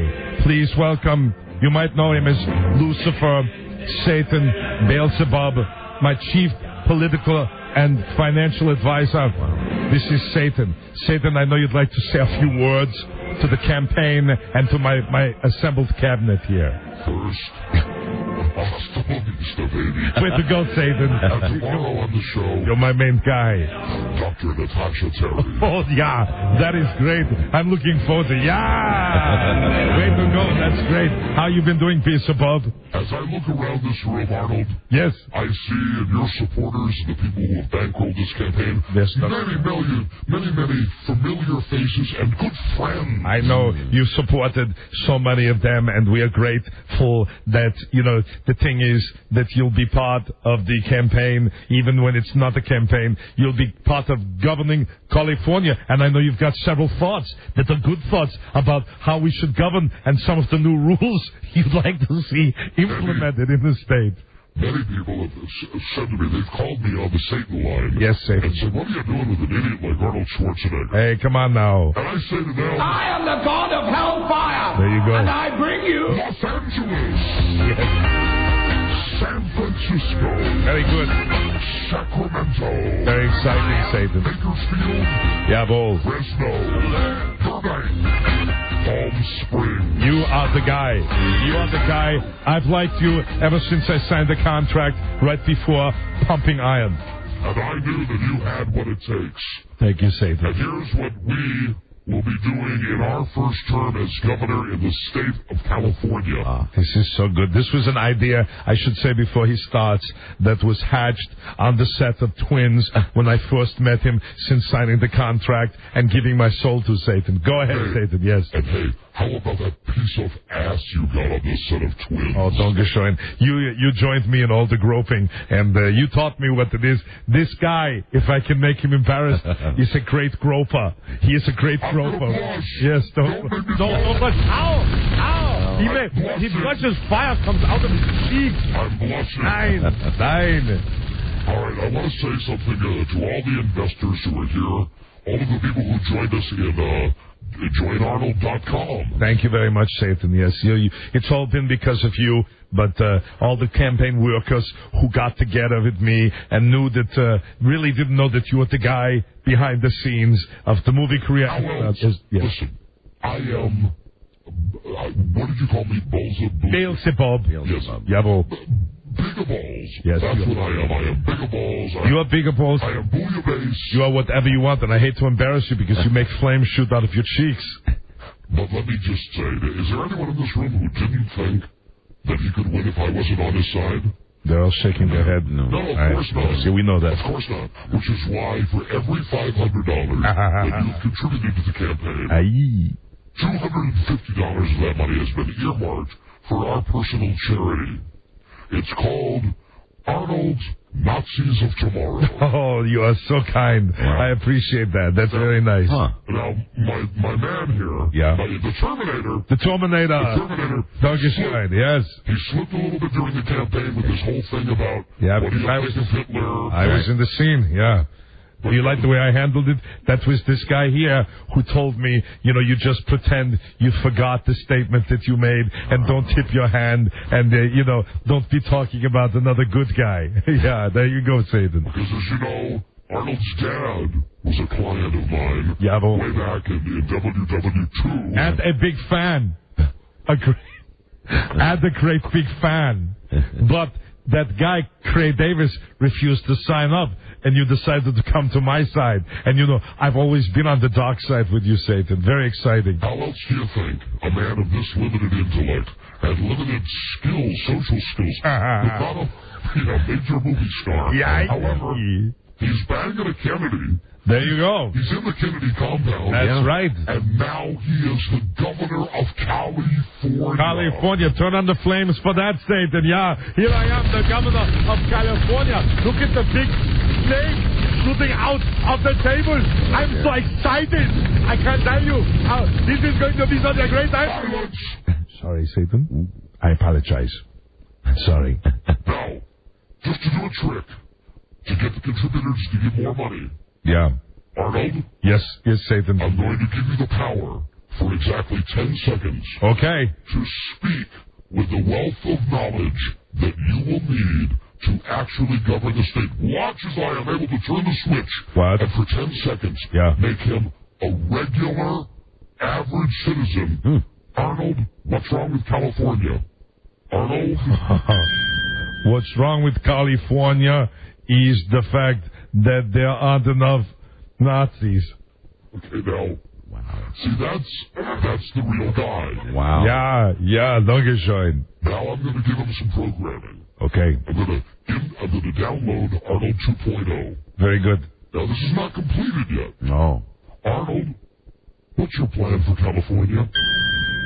The plan for California is to get up to Sacramento and work on the deficit and all the debt that we have without raising the taxes so that we can bring the people back into the government and take it out of the hands of the special interests. Now I'm going to move it between the two. Okay. And I've never done this before with a human spectacle like this. Amazing. But it's going to be somewhere between the real Arnold, the regular guy who you heard, and the guy who had my spiel. So let me try Arnold 1.5. An incredible demonstration. This is Arnold Schwarzenegger. We will be getting rid of the financial problems by getting rid of the Amerikaners and bringing in some of the good Austrians and Germans. You are an amazing byproduct of my incredible intellect. I am so pleased with this event. Not bad.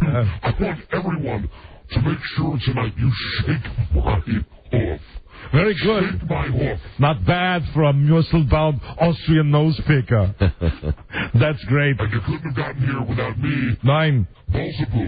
Beelzebub has done a great job. And together we will move forward in the thing and get the thing done for the thing. And you got to give me more words that make me sound like I'm a good governor, okay? All right. I'll study with you next time, I suppose. That would be fun. I'll give you a word. Please give me a word. The word is advisement. Advisement. Please try on your own to use it in a sentence. Advisement. I would like to thank the advisement of Beelzebub. No. If someone asks you a question, Arnold, how are you going to cut taxes? You say, I'll take that suggestion under advisement. I will take that suggestion under advisement and bless your red taint, Satan. I suppose I shouldn't bring up Satan. No, you always tell me he's a behind-the-scenes kind of guy. Right. All of the investors in the room here, and I just want to say, you've got the house lights turned down, but I see so many clients here. Larry King, Kathy Lee Gifford, the entire cast of Melrose Place. Oh, I love the girls there. If there's a chance that in the speech you're not going to use the same therapy and technique of training that you used before the campaign. No. Unless I get out of line. Unless you get out of line. Okay, I'll try it. Welcome to the first press conference. I'd like to invite all of the girls that are in the press corps to come back to the mansion, and maybe we could have a talk, and I could maybe grab your...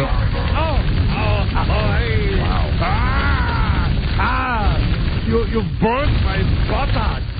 My muscular buttocks have been burned by you.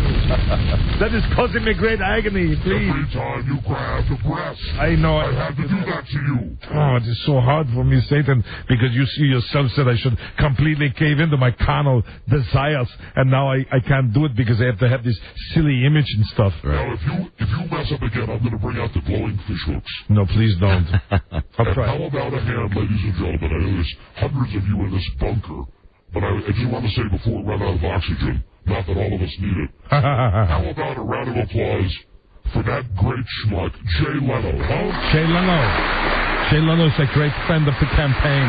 Jay Leno, who's been a client of mine for many years. He worked hard on the campaign, and he's got great staffers, too. You know that behind the scenes, some of the pages there was this one with the big bosoms that I walked up to, and I said, hey, I'm going to be governor. How would you like me to grab these? And then I reached around. You've done the front. You've burned the front. You've made me an Oscar Mayer wiener. You Austrian Nazi moron, idiot, dumbass, jerk face. I want everyone to know something. You've burned me. Look at you. You burned my thing. You burned my wet thing. First choice. Oh. Is it my fault that Steven Seagal said no? I'm sorry, but I will be a good governor for you. Once again, I bless your red taint. How many of you would like, as a show of applause, how many of you would like me to recall Arnold with Dolph Lundgren? Oh, that's completely on the... Wow. I will do it. I will do your bidding. I will be your minion. I will work for you. Even after I die, I will live to work for Satan. Please do not let me disappoint you again, oh Prince of Darkness. All right, Arnold. Dankeschön. Then here's what I'm going to do for you. Jawohl. I'm going to give you a 90-day pass.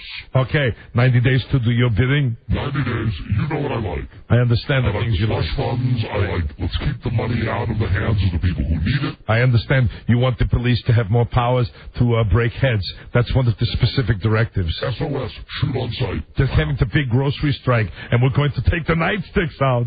It's going to be lots of fun. And I've arranged a transit strike in California. We'll have lots of carnage and bloodshed. You see, the goal is chaos, and I will bring that home to you, I promise. Because who loves chaos? I do. I kiss your pointy tail. And who delivers? You do. You're the Terminator, baby. I will lick your horns out of gratitude, oh Prince of Darkness. You're the Terminator. You're the man. You're the greatest. You're the everything. You're my everything. Just like the Captain and Tennille. This is my time. Hey, they were clients as well. Yes, or Tennille. Tony Tennille and Daryl Dragon. Stand off, everybody. Aren't they great? There's so much great. Right down next to Dee Snider. Right there, my musical theater. Yeah. freedom. Together, we will run California into the ocean. I love it. Thank you, Satan. I love it, you moron. That's a term of India. That's a nice term. Oh, my cell phone's ringing. Who's calling now? It's another phone call. You better take that. Hold on a second. That doesn't sound like a sale. I love doing this bit, though. I know you do. I have a call on my cell phone. Find out who's calling you. Satan. Hello? Hello, this is Satan. Hello? Yes.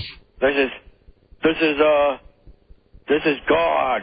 Oh, hey, it's one of God's little mistakes on the phone.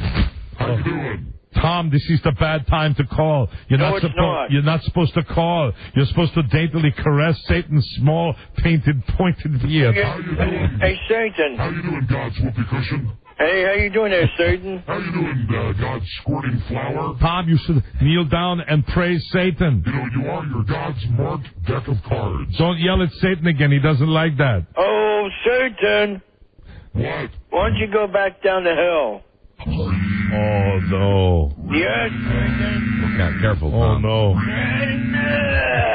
What was that? There's nothing better than bringing Tom. Nothing quite as good as bringing Tom Gavin into a bit. It always makes it sing to me. Satan, I need you to go to hell. Tom? No. I am the reason that nothing comes out. Yo. Remember the other day on the show after you went to the titty bar?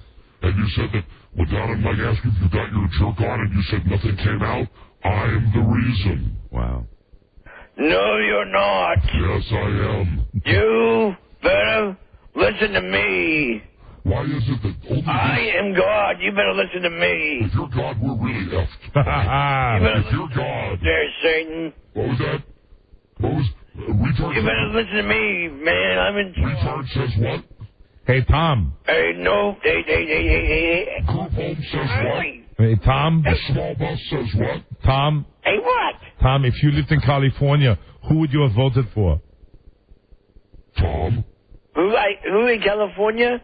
Tom, if you lived in California, who would you have voted for? What's his name? Who? What's his name? What's his... Ray Davis. No. Bruce Willis. No. Gary Coleman. No. Gallagher. No. Arnold Schwarzenegger? Yes! Whatever. God's laughing all the way to the bank. He's having a good time today, I'll tell you that. Yeah. You. I'm having a good day today. You're having a good Hey, day. Charlie. Oh, Tom is giving Arnold a headache. Hey, where's Charlie? Oh, they amuse me. You know, when they come from his side, when they come from his side, people treat them with such love. Oh, look, isn't that cute? Now, if they come from my side, and they do something awful like my good friend John Hinckley, well, then I'm screwed with a bad PR. I believe he's still yelling at you. He's still screaming at you. Damn it. Satan, What? you go to hell now. He doesn't like you. I'm going to go to hell, and your mom's going to be waiting for me there. No, I'm the monster. I didn't say monster, I said your mother. Shut up, you mother. Your mother. You, Satan. Tom is really dropping the F-bomb here. Tom, it's really necessary to use bad words with Satan. Tom, don't cuss, Tom. Satan? Yes, it is. Yes, that's the only reason you can get to Satan, is if you use the bad word. God damn it, Satan. What the hell are you doing? All right. See, he's not bringing out the heavy artillery. No, he can't. There is no heavy artillery. Sure. What? You jerk. You sound like your mother. Hey, you, shut up. You sound like your mother is. I was about to violate You her. are an idiot, Satan. I was standing in a line with a lot of dead people. Hey, you're an idiot, Satan. Shut up and listen. John Ritter was waiting to F your mother. Hey, you are an idiot. You don't. I don't think it's hitting home. No. Oh. Hold on, my other line is ringing. My cell is ringing. Now who's calling? You're not going to believe the caller ID. Who is it? Satan. Yeah. What's happening? I'm doing my bidding. I realize that. He's not mine. He's not yours. Oh. Hey, he belongs to the effing universe. Who's he All talking right, I to? tell you what, though. You got to give me somebody back, then. Who's he talking to? I think he's talking to I'm God. talking to a man that you would refer to as God. Hey. Yes. So anyway, This is God. I know. Satan? Well, I don't want him either. If I say poof, I don't want on. Then we're agreed. Mike. He's a free agent. Hey, Mike. Buddha, whatever. I don't want him. You want him. You got it. All right. Hey, Tom. Hi, Tom. Hey, Satan. Hey, Tom, I got a message from God. Who? Tom. Go ahead, Tom. For you. Hi, this is Arnold. I'm back. What happened? Bart. Shut up, Satan. Tom. Hey, Mike. Hey, Tom. Mike. Mike's not here. Mike, who's this? Oh, God, help me. Okay. Hey. Bye, Tom. Hey, Orna. Bye, Tom. Shut up. Bye, Tom. You don't belong to either God or Satan.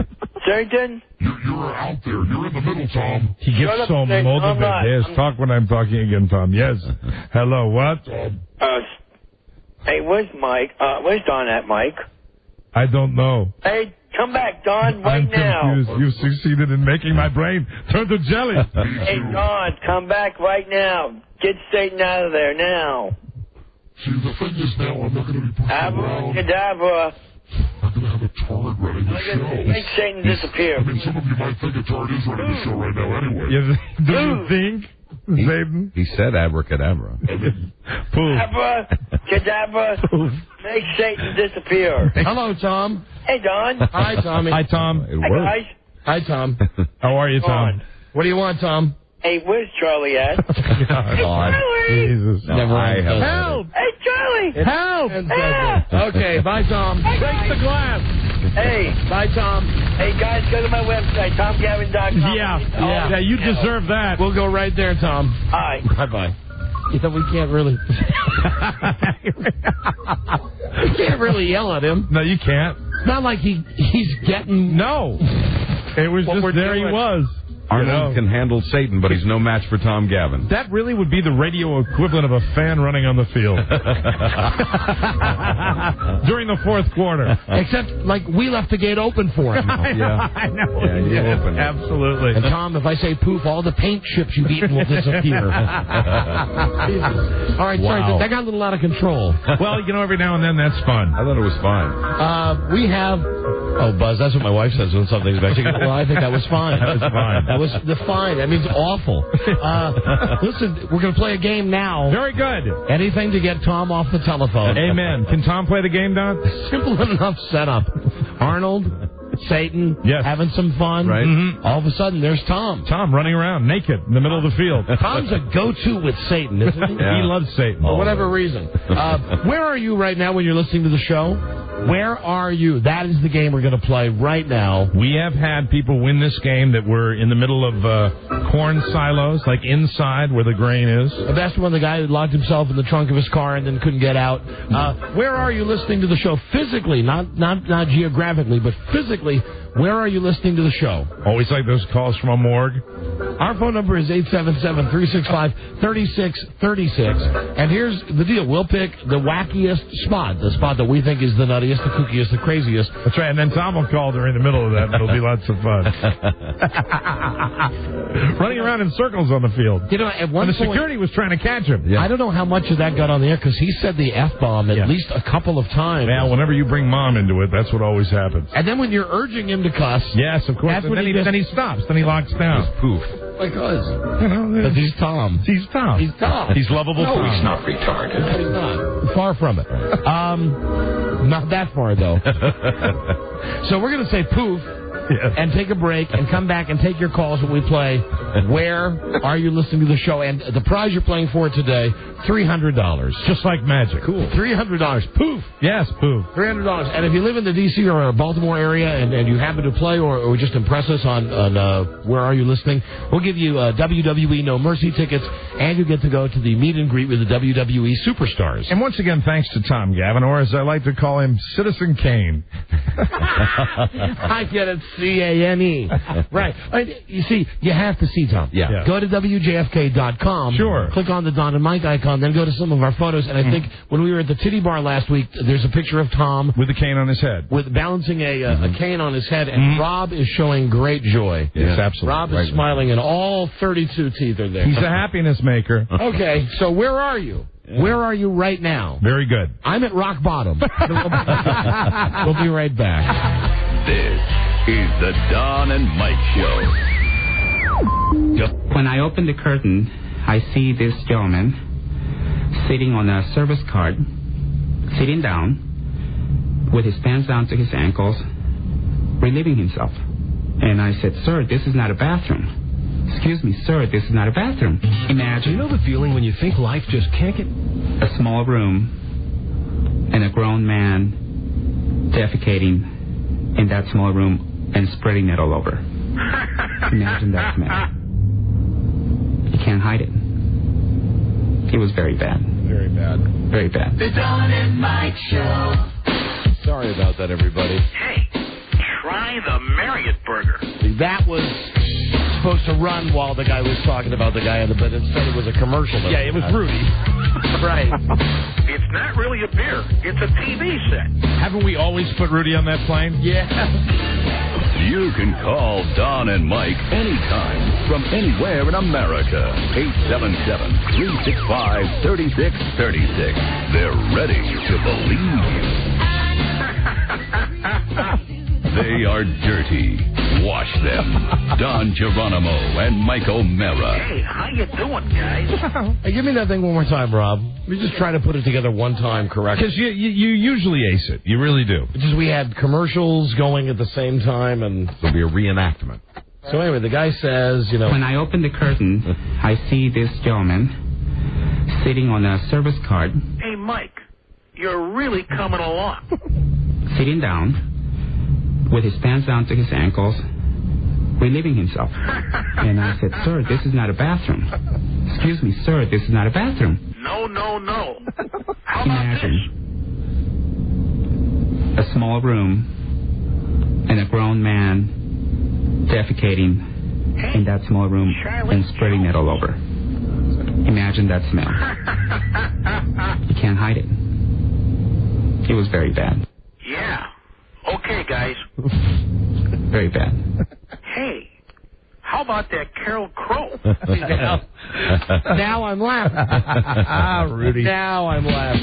Oh, man. All right, here we go. A little less conversation, a little more action. Where are you listening to the show right now? Very good. And we're going to pay $300. Wow. To the winner. And maybe WWE tickets. We got those to throw in as well. Where are ye? Little less conversation, little more action. All right, here we go. Let's start right here on line number 1. Hello, Don and Mike Show. Hello. Hello. Yes, Tiffany. Hi, Tiffany. Hi. This is not Tiffany Darwish, right? No. Do you know who Tiffany Darwish is? No. Good. That's okay. Okay. Yeah, thanks, Buzz. That's the right answer. Good. Tiffany, where are you listening to the show? I'm outside the hospital because my cousin's giving birth to our second child, and I saw the first one come out. Now, hold on there, Tiffany. Who's giving birth? My cousin, Jennifer, Yes. is giving birth to our second child. To our second child, not yours and hers. Her second child. Her second child. All right, you were there for the first one, too? Yeah. So you're outside the hospital. Yeah. Okay. Bye. Thanks for calling. All right. Yeah. I mean, both Mike and I looked at each other Well, I mean, Jesus, come on. Yeah, we like exotic locations. Now, if you were in the delivery room, that's right. a different story. That's a call. Winner. Put you up in the top 10. Hello, Don and Mike Show. Hi, Hello. Where are you listening? Who is this? Roger. Yeah, Roger, where are you listening to the show at? I'm at the DMV office. That's the best you got? That's it. What do you want me to lie? No, listen, it's a nice stepping stone. It's Okay. a nice stepping stone. But I will keep track of all of our locations. But it's no more than that. Hello, Don and Mike Show. Rick. Don and Mike. Rick, where are you listening to the show at, my friend? I am listening from, in fact, Rush Limbaugh's colon. No, you can't make them up now. I have to X you out. Hello, Don and Mike Show. Don and Mike. Yes. Daryl, where are you listening? I'm in Maxwell, California.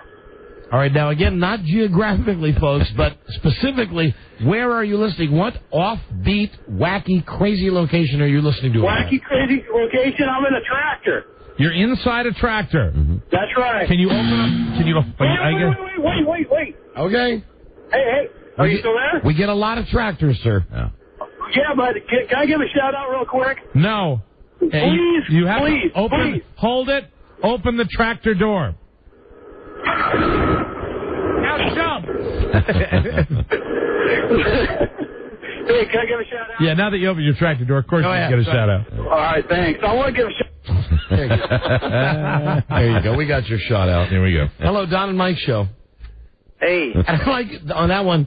Very rarely do I get help from the guys, but like when Mike said, "Give your shout out," Mike looked at me and gave the sign like, "Hang up on this," and then come on. Then I see Rob come over and like I'm the dumbest guy in the room. Rob points at the phone like, "Okay, as soon as he talks, hang up." Don, it was somehow more important to us. That's right. I got it. Yeah, it was a little more important that time. I get jokes. Hello, Don and Mike. Where are you listening? Hey, I'm in the bathroom right now delivering a loaf. What's your name? Doug. No. Having a nice BM. Sorry about that. Hello, Don and Mike show. Hello, Dennis. Yeah, what's up, man? Hey, Dennis, where are you listening to the show right now? I'm in Frederick, Maryland right now. Okay, again. How often do we have to explain it, Dennis? Everybody listen, when I say where are you listening, it doesn't... I'm in a ditch with, like, raw crap. This people's sewer line was crushed 2 months ago. And they just now called and said, hey, our line's been backed up. Out there to snake it, camera it. Now we're digging it up, and it's just raw crap in this ditch. Right, hold on. You're in a sewage hole. Is that right? Yeah, I'm in a sewage ditch. Right. And you're surrounded by fecal matter. It's crap, toilet paper, a tampon, condoms, everything. It sucks, man. I've been doing this. How deep is it there? I'm in a 5-foot ditch. It's guaranteed at least 2 feet of just raw crap. 2 feet. So you're living in 2 feet of raw crap. He's in a sewage ditch. Cherry gig. Yeah, very good, Dennis. Cherry gig. Is Dennis a finalist? Yeah. Yeah, why not? And Dennis, hearkening back to the opening segment we had today, this can't be your dream job, is it? I've been doing this for 10 years, and I'll tell you what, man, this thing, it sucks. Really? It sucks, but how come you've never gotten out of raw sewage? Yeah. To be honest with you, I guess I thought as a young guy, you do your time and you won't have to deal with this crap, but guess what? I'm looking for a new career, man. This sucks. Yeah, you get desensitized to it, don't you, after a while? I think so. You kind of get used to the smell, I guess. And it makes you want to go on a nice diet. You don't eat a lot. And the question I always like asking you guys, you got no problem with biting your nails, right? No, I don't bite my nails. Right. Okay. All right. You do get desensitized. I remember back home we had a guy, the same old guy worked on our septic tank all the time, and he'd have to dig it up every now and then when there'd be a problem. Right. And one day, I swear to God, he was sitting on the edge of the tank with his feet dangling over it, eating his lunch. Oh, my God. Oh, man. I'm not lying. We all went to the window and we watched it because it was so funny. All right, Dennis, you're a finalist. Hold on. Yeah, thank you. Sitting there and waste. Mm-hmm. Hello, Don and Mike show. Hello? Yes, who's this? Michael. Michael, where are you listening?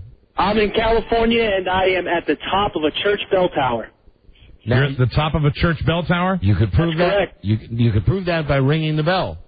I'll kill myself if I ring the bell. How so? It's about 30 feet in the middle of the tower. Oh, so you'd have to reach it? You couldn't reach it? No. Hey, listen. Could you throw something at the bell? Are you? I do want to say something right now. Could you? This is called a church. This is from the Infinity Broadcasting rule book now. Okay. Are you in a church? No, I'm at the top of the tower. Right. Don't have sex there. Yeah, that's the new disclaimer we have. Don't have sex in a church. See you. Yeah. Bye-bye. Bye-bye, ass. Hi, Don and Mike show. Hello. Hello. Hello. Don and Mike show. Hello? Yes, hi. This is the echo. Hi, it's William from Nevada. William, where are you? William, yes, where are you listening? Reno, Nevada. No, but William again. Hey, everybody, Wow. we don't need to know the town you're calling from. We know and appreciate the fact that we have a show that goes to 38 cities. That's the last count we got, 38. So you're one of them, but more specifically, where are you listening? I'm in a mobile home. Shock? Cleaning up a dead body that sat here for 12 days before the family found it. There's maggots crawling around in the bodily fluids that poured out all over the ground. Well, It's now, how are we going to verify the fact that you're in a trailer park with a dead body? Well, the dead body's gone. The morgue took it away. We just clean up the bodies. We do that in Arizona and Nevada. You're cleaning up after a dead body? Yeah, that's what we do for a living. Did the person die of old age? He's about 90. And what exactly is your job title? I actually own the company. What is the title? What do you call this work? We call it. It's called biohazard work. It's biohazard. I'm sorry. You're taking way too much time to answer these questions because you're making it up. Yeah. Hello. What do you say to that, William? What do I say to that? Answer a question with another question. Come on, William. You're not by a dead person. Yeah, I am. Unfortunately, there's maggots crawling around in the bodily fluids. Yeah, we used that part already. He said they took the body away. William, we've all watched CSI. Huh?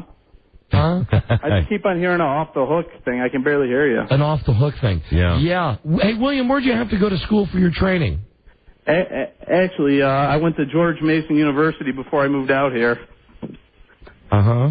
Yeah. I own the company. I actually used to work on Mike's car over at a dealer out in Chantilly. So where are you calling from? Did you say you're calling from Reno? Yeah. All right, now, Joe, do you have a question for this guy? How come on the screen it says you're calling from area code 301? I'm not calling from 301. That's Maryland. Funny you should know that. Hold on. William? Hold on I'm a second. 775. Oh, I You see call that. back. I got it. Joe, what do you have about this guy? William. Yeah. Where is your company based out of? Scottsdale, Arizona. How many companies are like this in the United States? Well, we're part of a big franchise system. Joe. We're part of a big franchise. All right, now, Joe, hold on. Joe just gives him the thumbs down like Russell Crowe. Don, everybody's directing today. It's great. Joe, why are you turning him down, Joe? Because I just recently read an article about this type of business. There's only one company. It's based out of Illinois. No, that's not true. Joe. That is true. How Joe's not just a name. Quit bugging me. Joe. You've just been Joe'd. Hey, go to our company website. You can look at. Now, that's it. He's gone. Yeah. And if he was on the level, struggling to communicate. Wouldn't you think we say, what do you do? Isn't there a name for that? Like if it's not, it's biohazard cleanup thing that fluids with maggots. Right. If it's not a crime scene investigator, then I used to work on Mike's car. Body displacement, place, whatever. Earl Scheib. Yeah. Hello, Don and Mike show. Missile factory. Nipple factory. Missile. Oh, Missile like a bomb. Oh, I thought if we had nipple factory, man, we got a winner right here. What's your name, sir? I could take that myself. Are you making bombs? Yeah, we sent a few over there. All right, so now, do you make actual, real missiles, or do you make, like, firework-type missiles? No, we make the cruise missile, the Hawk, the THAAD, the... What's your name? What's your name, sir? First name. Ray. And where do you work? Out of Aerojet at Sacramento. At the what? Aerojet. It's a missile factory out of Sacramento. So are you making bombs right now? No, we didn't cast today. I believe this guy's completely legit. Yeah. What's the, You're in a missile factory, though? What's the best bomb you ever made? Probably the Atlas. We just made it, and it sends up satellites. Mine would probably be our move to WYSP. How about you, though? That was the biggest bomb? Yeah. Very good. Well, what's the biggest bomb you ever made? Well, the Atlas, we just started making it, and it's 65 feet long and 3 feet in diameter. Did you make Geely? No. You know the movie with Jennifer Affleck? What's the name of the parent company? Ben Affleck and Jennifer Lopez. I call her Jennifer Affleck. Affleck. Geely. What, Buzzy? What's the name of the parent company that owns Aerojet? GenCorp. That's right. He's on the legitimate. He's making bombs. He's a finalist because he's making bombs. I tell you, there hasn't been any home run yet, though. No, there's not. Now, Mike, we're going to break. What have we had thus far? Oh, Don, so many. We have Tiffany outside the hospital, lame. Roger at the DMV office, lame. And we have some good ones like Dennis in a sewage ditch. And we have Doug, who's dropping a loaf. Daryl inside a tractor, and then, of course, most recently, Ray, who's making methane. All right, do you think you can do better than those guys? Call us at 877-365-3636. We'll give this one more go-around. And the best Where Are You Listening will win $300, and the runner-ups will get the WWE stuff. And no more directing of Don. He runs the board, please. Thank you. Very good. So call the Don and Mike hotline. Call right now. Hey, we need to go to break. Okay. This is the Don and Mike Show. You're on the air. Hello. Hello. Hi. Well, how are you doing? Good morning to you, and how's everything? I'm a little sad tonight, so I thought I'd put the radio on. Oh, boy, and you got me. Oh, this is great. Are you feeling any better? Yeah, I'm feeling a little bit better. That's good. That's anything I can do for you. Yeah, I'm a little sad. My friend Mike can't get a date, and I feel bad for him because he's a really nice guy. Nice guy. Nice. Yeah, he was at a Maxim party last week, and he tried to give one of the models a Roman helmet, and it didn't go over well. I see. Well, thank you for calling. Listen, whatever your friend is doing, make sure that he does it safely. The Don and Mike Show. I gotcha. They are old and pathetic. Don Geronimo and Mike O'Mara. Hey, Mike's been doing a great job today, not keeping a TV in the studio buzz. Do you have the current score? I have the current score, Don. It is 3-1 there. It may have changed, though, since you walked into the room. Could very well have, but I don't think so. I think it's what inning? It's in the 5th inning. All right. 3-1. And for the 65 or so people that have called me from Sacramento to let me know the Red Sox are losing, call me to let me know when they're winning, too. Yeah, that's right. I knew it already. You got that recon from Joe that the people are calling? Yeah, Joe's getting a little pissed off. So it's not like... Hey, but tell Mike they're losing. It's not like people are calling your cell phone or calling your home. They're jamming up our request line. Tell Mike that they're losing and we live in Sacramento and we're not happy people. Thank you. Oh, God. Thank you. Someone has opened up the genie bottle today. It's all coming out. Yeah, I'm doing all right, though, keeping it together, believe me. So it's 3-1 That's right. Yankees. I want to thank Charlie for giving me literally the countdown to the minute as to how long the stop sets are, because I'm out in the production studio in between every commercial break just checking on them, and they're losing 3-1 right now. And it is the fifth inning, bottom of the 5th inning. Wow. How will you be if they lose? Fine. Because then the Yankees will be up 3-2, right? 3-2, it'll be very, very difficult. Very, very difficult, but, it's been great. It's been a fun year, no matter what happens. I really do mean that. I can get mad and yell and cuss, but I'm very happy. And you know what? What? I want to say to all those people that were calling to give me the losing score, yeah. I love you, man. Hello, Don and Mike Show. Where are you listening? I was in Max Bear Park. But you're no longer there? I had to leave to go to work. It's in Livermore, California. There's a dog park here. There's an enclosed area you can take your dogs to crap. Yeah. What's your name, sir? Eric. Eric. I should point out, though, that's probably for Max Bear Sr., so it's really not as applicable to us. So it's not for Jethro. No, it's for the boxer. Oh. Now, Jethro used to shop in the store he used to work in. Oh, in the name of God, did you know that? I just know. Ouch. Congratulations. This is Max Bear Jr., Jethro Bodine from the Beverly Hillbillies, and you just won the CBS Celebrity Burp Contest. All right, let's try. There are areas of Rob's brain that I can't even figure out. Another one. No Hello, one can. Don and Mike Show. Where are you listening? I'm at Lambeau Field. What's your name, sir? This is Kevin. All right, now, Kevin, how would we really know that you're at Lambeau Field? Absolutely no way to prove it. I just love the show. I was coming down to pick up my check because I work security, and I asked them if I could go on the field to make the call. They said no problem. I can't prove it, but I love you guys. I love the show. Wait, hold on. You could probably prove it if are you in the stadium right now? Yes. You could put the phone down like on a seat and like run as far away as possible and just say, "I'm in Lambeau Field," and it would probably reverberate all throughout the stadium. Hold on. Or you could simply, you could describe the new stuff they've done to the stadium. I know a little bit about They have all the new box. Right, the new box. But Mike told you to drop and run. Hello? Sir? Drop and run. I guess Let's see what he's doing. Is this call still on the air? I don't know. What? He's gone. Wow. He's gone? Yeah, he was lying. You're gone. Another great communicator lying. Hello, Don and Mike Show. Hello? Hello? Yes, you are on the air. Where are you listening? Middletown, Virginia. Okay, specifically, if everybody could please stop giving us... I am in my tree stand. In town. In your tree stand. Yes. You're hunting? What's that, for hunting? Deers and I guess it would be deer singular, not deer. Not a heck of a lot of light left for hunting, is there? Deers. No, it's running out quickly, and it's starting to rain. Okay, well... That was exciting. Bye-bye. Deers. That's dumb. Hunting deers? That's dumb. But you know something that just really, I don't know why this made me think of this deer... It's deer, it's not deers. Right. It's deer. It's shrimp, not shrimps. I saw a commercial with that Trading Places girl. Rob, you love that show. What's the name of that? Paige? Paige Davis. She's hot. She's a piece of ass.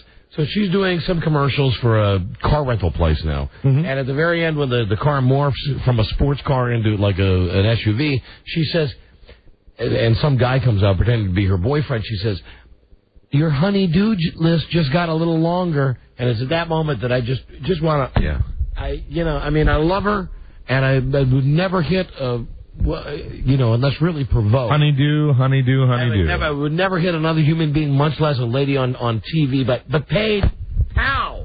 Let me just give you the honey-do list. So you got to look for this commercial and see if it annoys you as much as it annoys Don, right? Yes.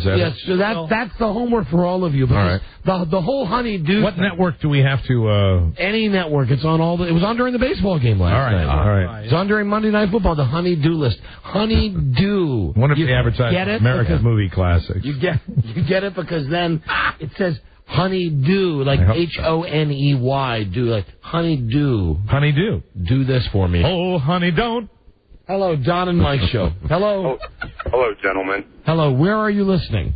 I am listening to you inside a specially made Rocky and Bullwinkle coffin with the lid shut in Manassas, Virginia, at a funeral parlor I work at. All right, now, there are many things that we have to verify here. Yeah. Wow. Okay. How could you act? First off, where would you get a Rocky and Bullwinkle coffin? Well, the gentleman that is downstairs everything's being taken out of him. He liked Rocky and Bullwinkle so much that he had a coffin specially made for him, and it was shipped to us. And it's what's the outside look like? It is on the top, or actually on the side where the handle is, it says moose and squirrel. And on the top it has a beautiful picture of the face of Rocky and Bullwinkle with clouds around it. So you think he put that on his honey-do list before he died? Honey-do, get me a Bullwinkle casket. He must have liked him because his casket cost him $8,000. Wow. Where's your funeral parlor in Manassas?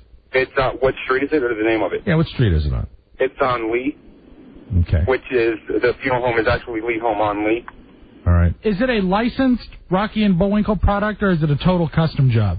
It is a complete custom job. If you lift it up, the silk that's on the lining, it has stitched inside Rocky and Bullwinkle. And you're inside, and you are allegedly inside this casket right now. I'm inside of it, and it doesn't lock because the lock is on the outside, and you have to use a crank key to actually lock it. It's not airtight. It swings open whenever it wants. Well, whenever I push it open. All right, open it up then. All right. Okay, it doesn't squeak or anything. It's not like these things. Are you still laying in the coffin? I'm laying in it, and believe it or not, they are very comfortable. Are you a funeral director? I'm an assistant. Yes, I am. You're an assistant. Here's what I'd like you to do: get out of the coffin, shut it, and then play it like the bongos. You know what I mean? Give me yeah. Very good. Knock on the top. Knock 3 times. All right, hold on. I have to put my phone down so I can climb out of it. Hold on. All right. Now, this guy could be a finalist. He can't. Certain things just fall into the category of... All right, I'm out of it. I'm going to hit it 3 times. 4, but I like it. I don't know. Yeah, that's hard. Here's the thing that I don't know.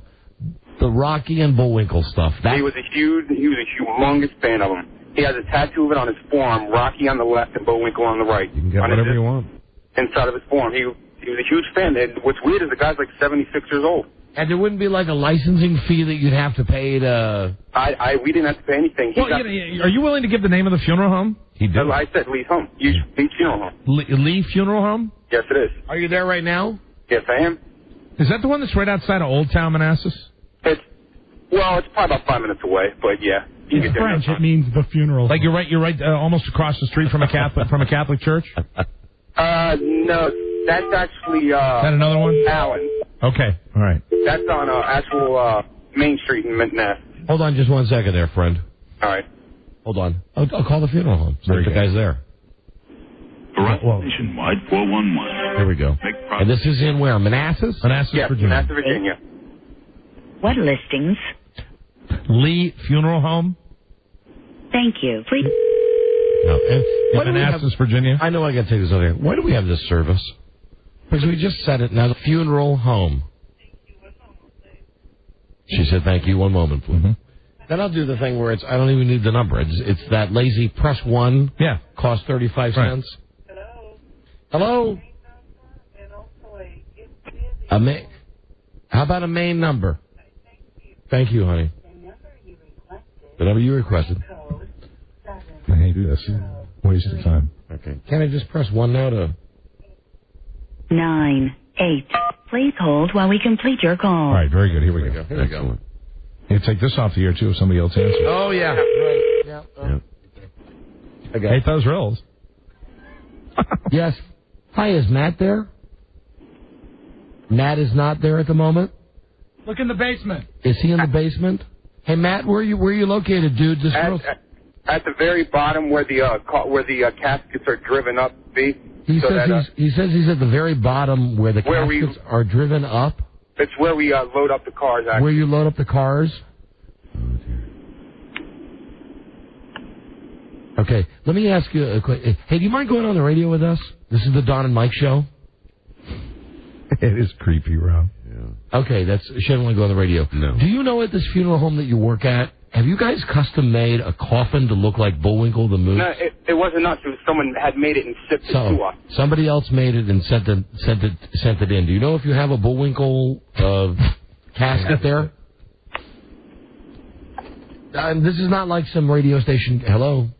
She hung up. Bitch just hung up. Yeah. What was the name? What was her name? Did she give a name? Morticia. Morticia. Like I know. I don't know.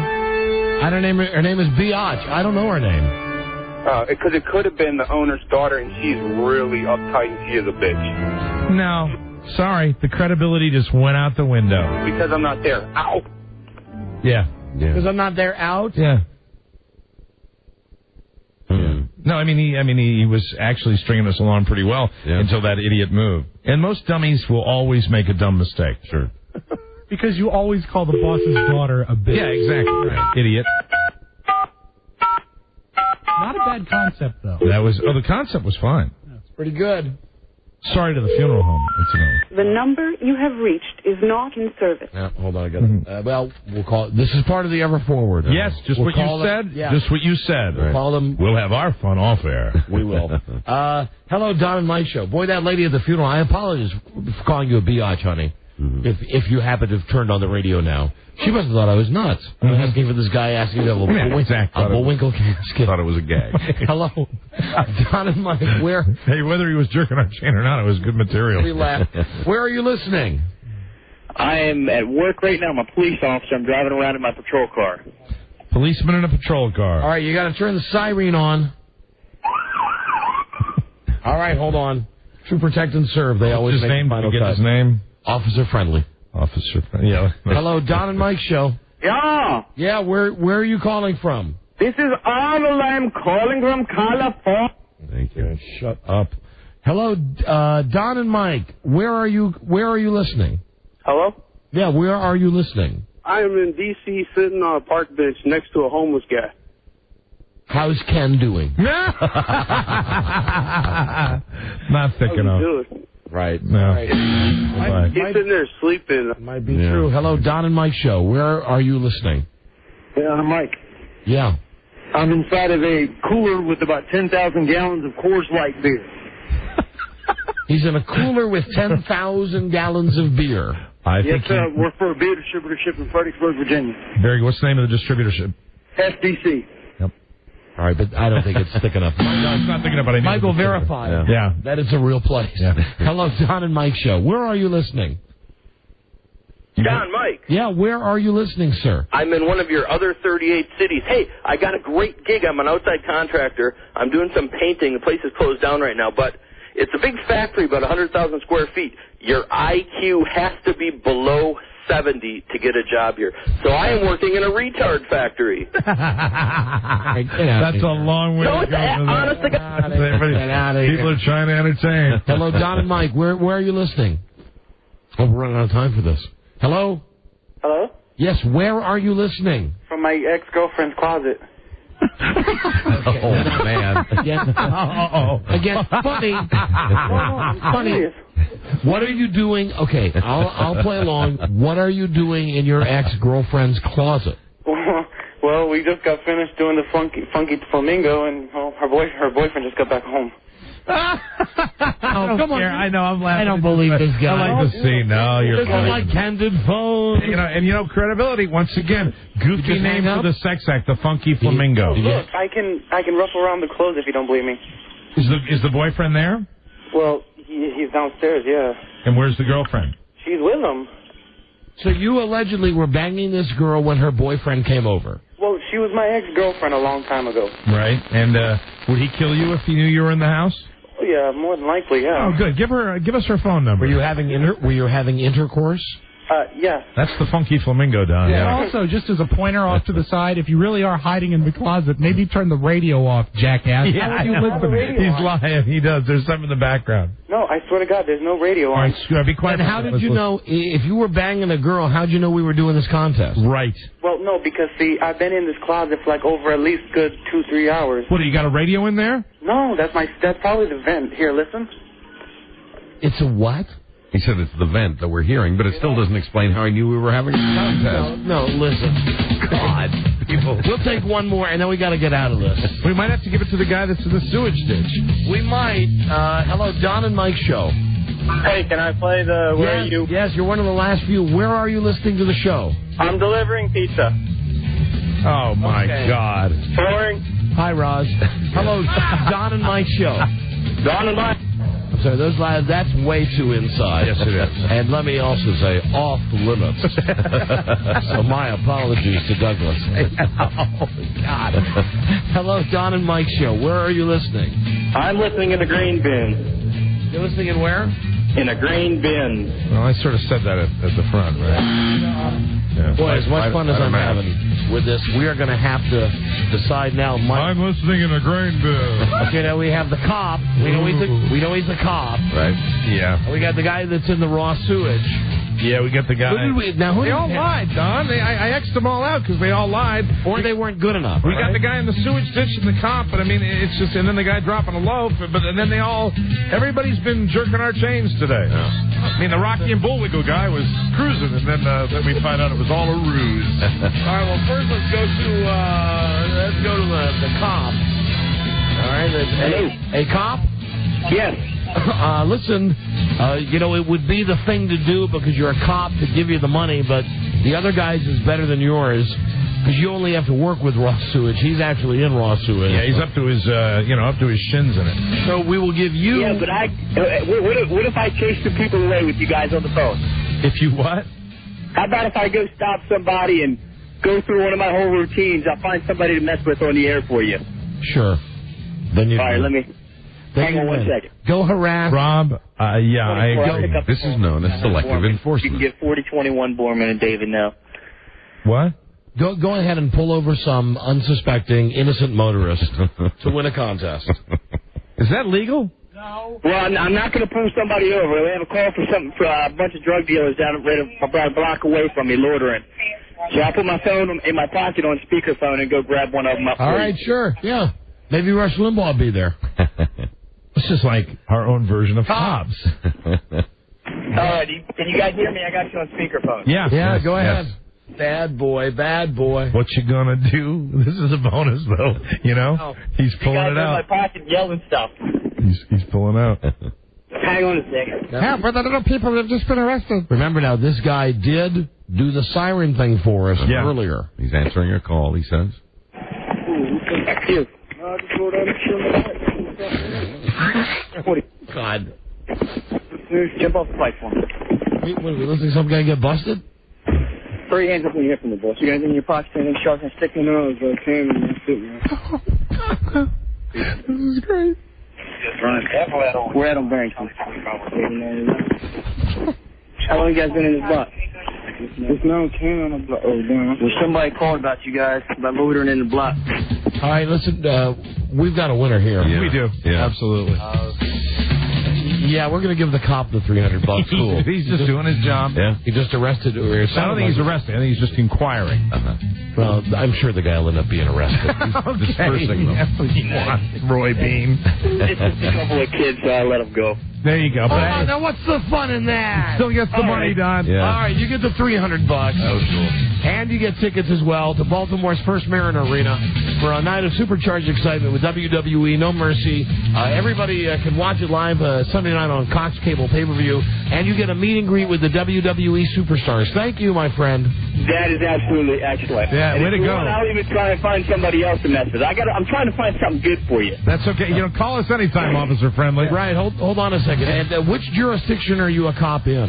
I'm in Baltimore City. Baltimore City. Right on. Live 105. Always something to do. The city guys can get away with that crap. Hey, right? sewer guy?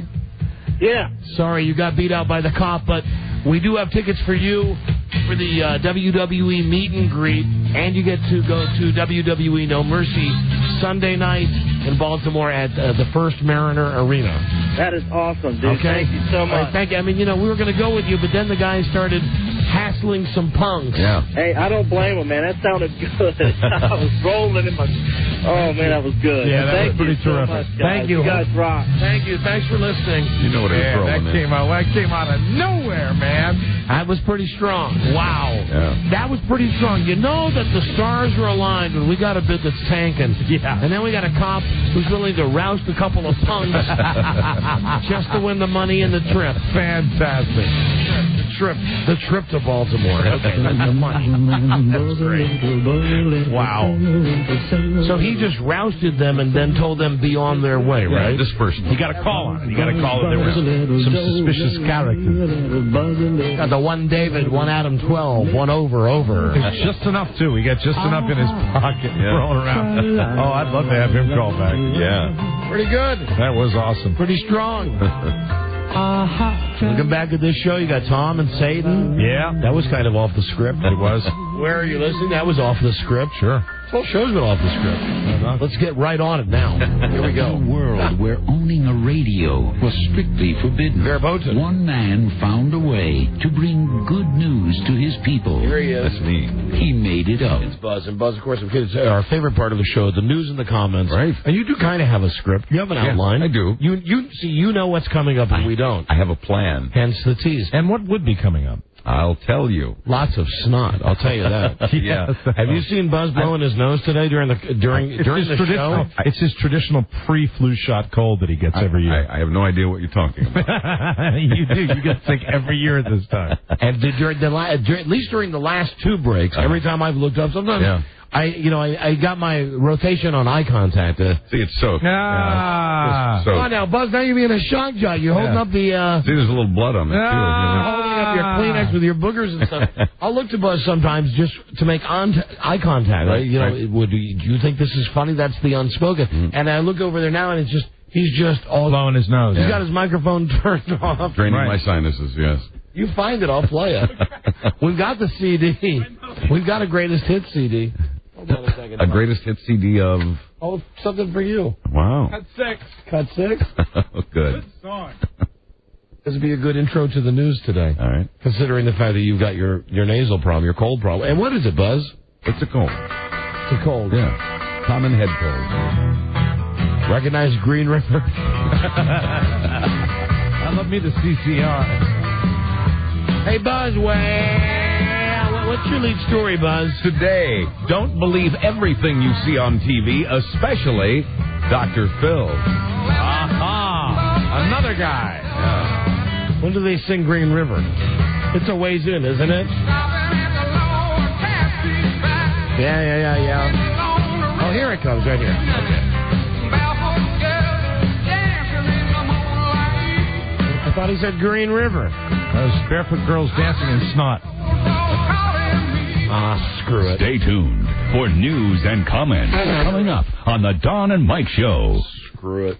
That's why you're playing Ocean City CCR. It's not even the real CCR. It's a CCR tribute band, I think, that I'm raving out at. Yeah, not fair. I'm yelling at no need to pick on the real CCR. I love Creedence. That was very professional. This It's a line. is the Don and Mike Show. Line from what? Some movie. WJFK. What movie? World According to Garp. WJFK. What movie? World According to Garp. She was in that movie. You loved her. The role was played by, what's the guy's name? Who's the actor? Tom Lithgow. Here is Vera. What's the word from Planet Crackpot? The Don and Mike Show. You can call Don and Mike anytime from anywhere in America. 877-365-3636. They're ready to believe you. Right, Brian? Today's show? This is Ghetto-licious. Pretty good. Moving faster than the speed of justice. The Don and Mike Show. Time for Buzz's news show now. Buzz brought to you by Veramax Sexual Pleasure Performance Enhancer. Someone called for a doctor? Thank you. Doctor developed clinically tested Veramax works. Get it at Rite Aid, GNC, other select retailers. Try it today. Veramax. 1-888 try VMAX. Now here is Buzz battling snot. Hi, Don and Mike. The Dr. Phil show is a fraud, according to a couple of former guests.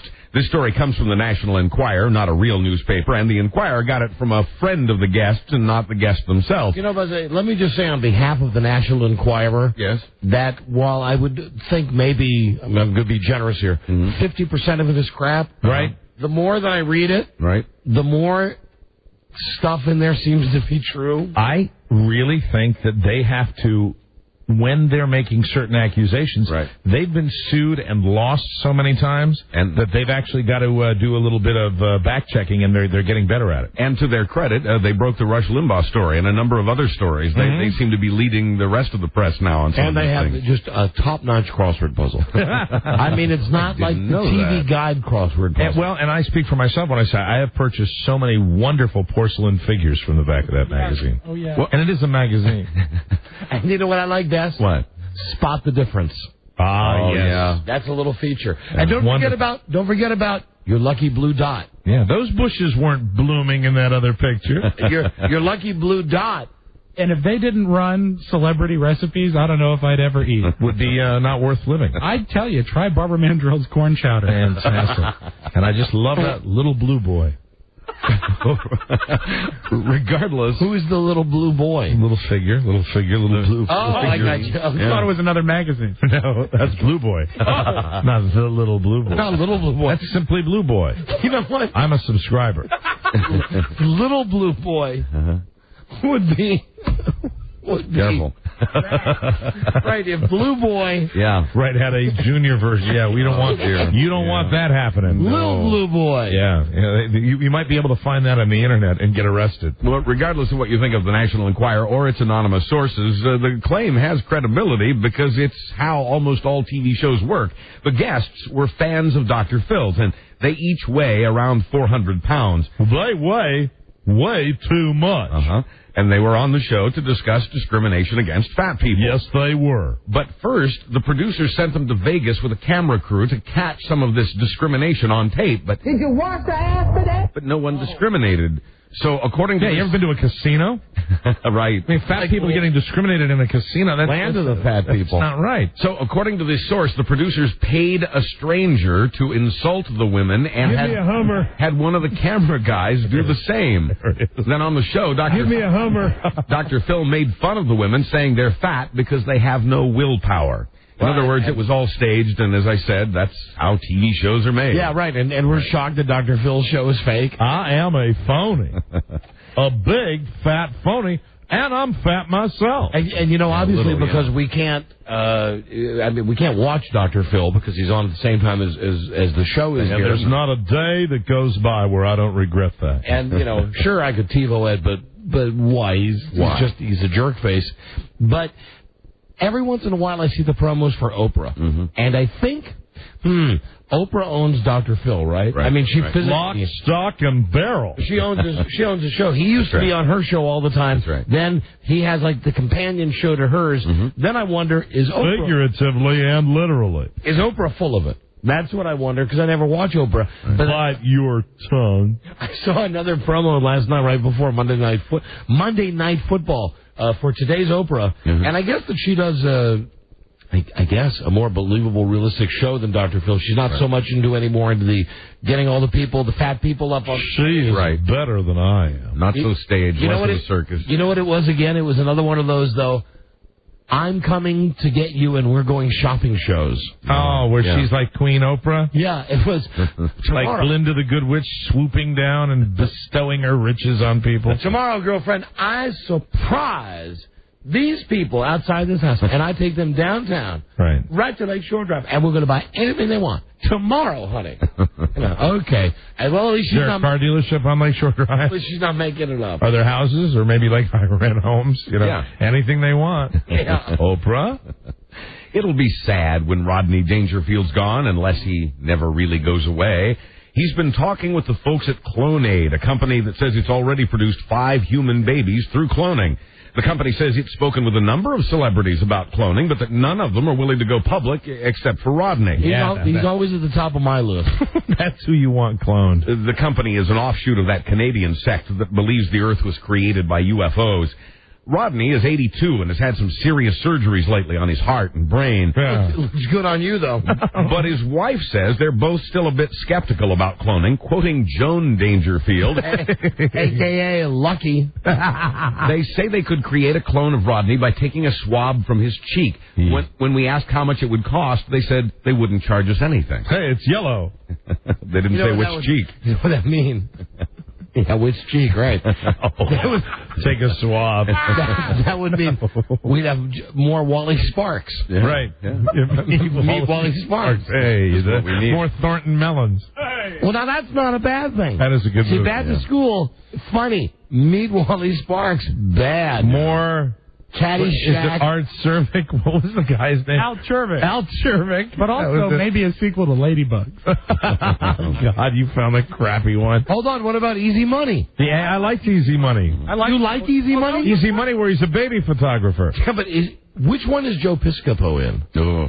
Is Joe Piscopo in a Rodney Dangerfield movie, or... Oh, Pesci is in Easy Money. That's who I'm thinking. You know why you got that confused? Because Piscopo is in that tour de force known as Johnny Dangerously. With Michael Keaton. With Michael Keaton. The worst movie ever made. Very well. I hated that movie. It's a little spooky to think that the National Rifle Association has an enemies list, since they have the guns and all.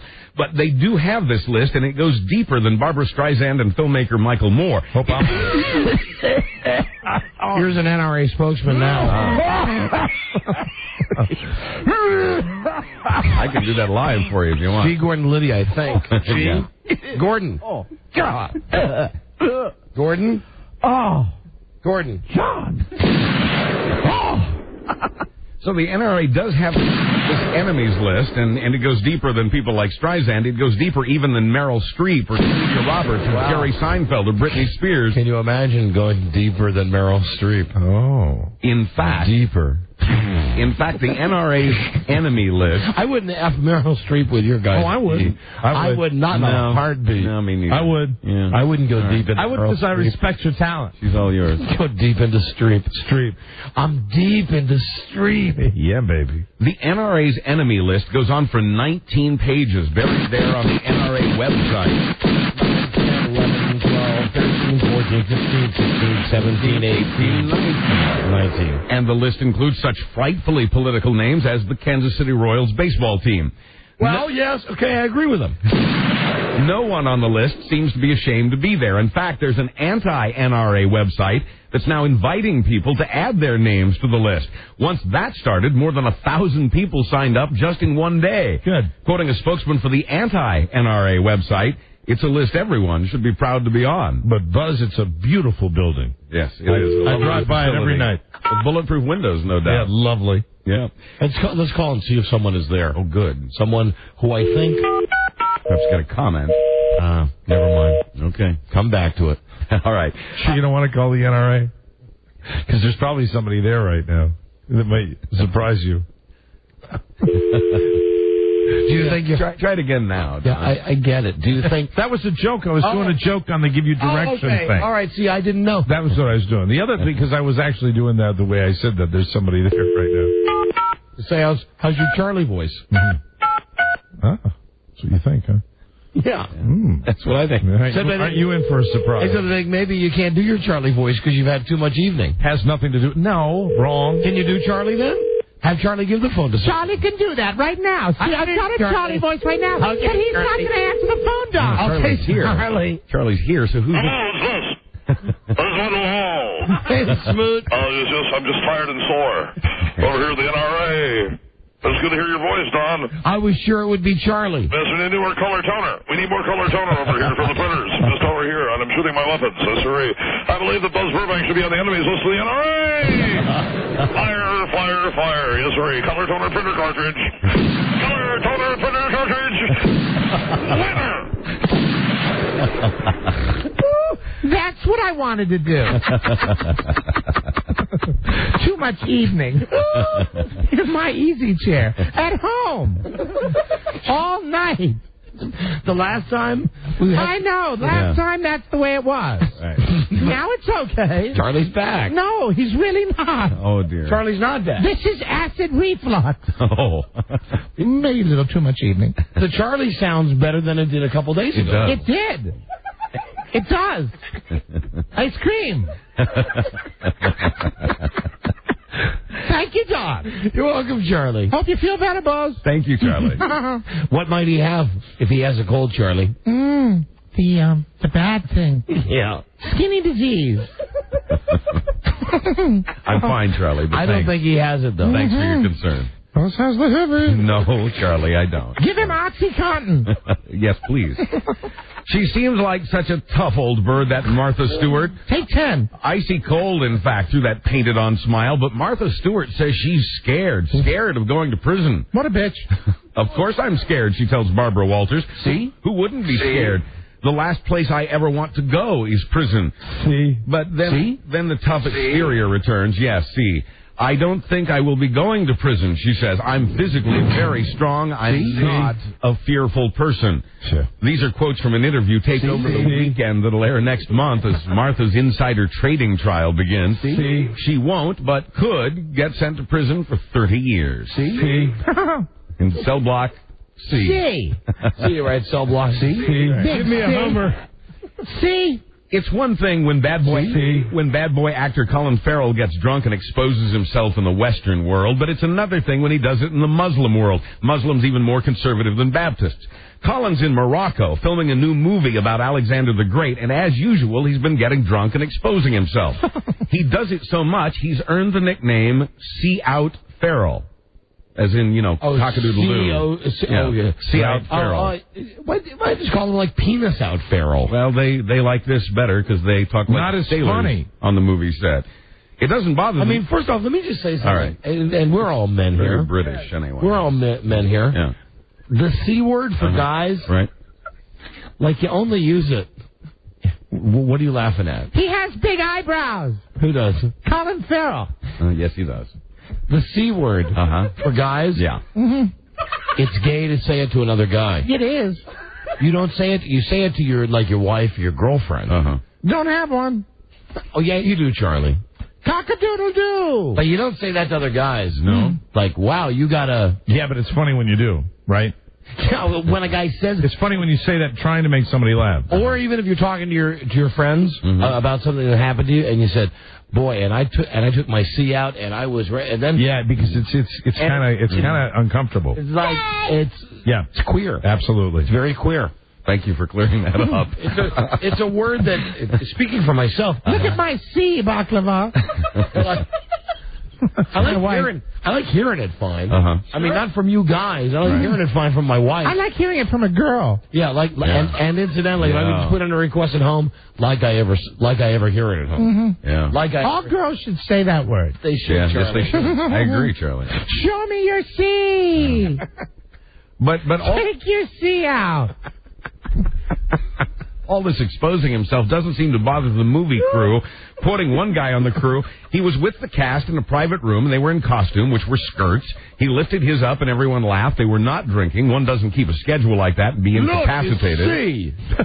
Colin is what he is, a 27-year-old living his life, and it's a good one, end quote. With guys, you'd say, why always pulling your D out? That's right. That you would use the D word. You don't use the C word. Right. Or you can, what I say, tinkle. And you don't call a guy a C head. No. You call him a D head. That's right. You don't call him a C face. You call him a D face. You don't say, you C. Yeah. Right. You say, you dick. That's right. So we used to say that in New England. Yeah, dickhead, Stop being a face. C. We used to say that. You used to say what? In New England, we used to say that. Never heard of Yeah, that. a couple of times. Yeah. What was the saying? The C, hey, you're being a real C. Really? Yeah. Yeah. Really? Wow. Yeah. Okay, make it something ugly. Like it wasn't before. Because it was so nice before. It was beautiful before. Well, before it was just theoretical. It was a theoretical. Well, because you really should. The number one expression we used to have growing up in New England for getting drunk was you're going to go out and you're going to get cocked. That's what you used to say. I don't know if you used to say that down around here. And, you can run around half-cocked. Right. And you can cock a gun. But never go off half-cocked. That's right. That's a bad thing. Yeah, and when you think about it, who wants to go out with only half a one? Exactly. With half their D. You want your whole D there. That's right. The whole D. Give me the whole thing. Man, that cop. I just got to tell him, you jump-started this show. That was a good goal. Wow. We got a break here, Buzz. All right. Because the cock on the wall says we're running out of time. Don't delete that out. That was a funny joke. Yes, it was. We'll be right back. This is the Don and Mike Show. Gosh, I hate to interrupt. It's all been so incredibly fascinating and entertaining and instructive. Really, the time has just flown by. The Don and Mike Show. They like their cruelty the way they like their women. Naked. Don Geronimo and Mike O'Mara. So you knew. I knew what? You knew that we were laughing at your commercial. Yeah, of course. Yeah. I don't mind. It's okay. There's a new Buzz. I knew that he knew. Yeah.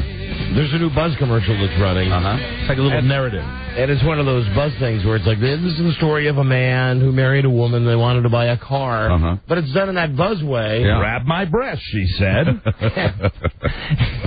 I didn't hear that part. We turn it up and we start listening to it. And it sounded like that Titanic Orbs thing. Yeah, that sort of inspired it, actually. Drive, he said, excitedly anticipating his new car. But why do we have to So you kind of based it on her? That's what gave me the idea, So this thing starts, and I look at Mike, and Mike's laughing. Now, keep in mind, Copywriter to copywriter. Buzz is right in the next room, so what I do is I move down here. Crouch down, sure. I crouch down so that Buzz can't see me. And when I'm down here, Mike is still... And I look over to the left, and when he sees me look over to the left, he knows I'm laughing at him. And he can't see me. But it's okay. And then I finally make eye contact with him, and then I just break up. That's all there is to it. So we're coming back on the air, and I had the microphones on, but all the way down. I had the volume all the way down. But when you said he knows, right? I heard it in my headphones. Oh, you did? Like it was bleeding through, like with the microphones turned on, but all the way down, that it was coming through somehow. I mean, I heard it, Robbie. He knows. That's nice. The only thing is, that worries me that because I turn the microphones on but don't have them turned up. Right. I got to be very careful. Turn his down and have him yell. I mean, turn down and I'll turn down my mic and I'll turn down all three. Mike, say something. No, I didn't hear it bleed through. I didn't say anything. I faked it, but I did a really good at that face. Come on, all right, turn them all the way down. For real. One more time. Here we go. Didn't hear it. Can't hear you either. But who are you talking to? Now, hold on a second. It might be that IFB thing. But don't you... Hold on a second, Rob. Hot time. Wow, this is going to be impossible for you guys to listen to. Yeah. But really, the only way we can test this, Rob, put my headphones on. Not at that volume. Okay. Put them on. No. Here you go. Now, Rob has my headphones. Put them on. Turn them down. I'm going to turn my mic down. Well, if you just turn them down on the regular thing. Turn down what? Whatever. Hold on. Watch. Now, Rob, come over and tell everybody what I'm trying to explain here. Hello. There you go. Oh. Explain it. It's almost as if if you turn the volume level all the way down, it's not all the way down. It can still be heard. And I think it has to do with the fact you have your own amp. Yeah. Go put it. And plug yes, it in on. Never mind. You have your own. Never mind. If that's the I don't problem, think it's getting through on the air. My only concern is that really with the microphone pods all the way down, right? I could hear what you were saying. Yeah. And sometimes we say stuff like we say very unsavory things. We say lots of bad words, and I want to make sure that we're safe with the microphone on but turned all the way down. Right. I'll have Wendell look into it, but you have your own headphone amp because of the volume you drive at. That should be and extraordinarily damaging if some of the stuff we say off air was ever broadcast. But it's all said in jest. Yes, of course. Well, it is. If my hearing was to be damaged, I know. The Oxycontin. Little Blues. Wilma, I have the cabbage. Wilma, need the blues. Where are you? Emailed. Where are you now? New Year's Eve? It's Thanksgiving? Need response? Have plenty of cabbage. Cabbage. Hold on, here's the inside line. Hello. Good. Hey, it's Wendell. I'm too busy to look at anything. I'm that busy adding your names to the list. The NRA list. Wow. That is our insane engineer, Wendell Hall. You know, it would be... I tell you what, Wendell, I'll strike you a deal.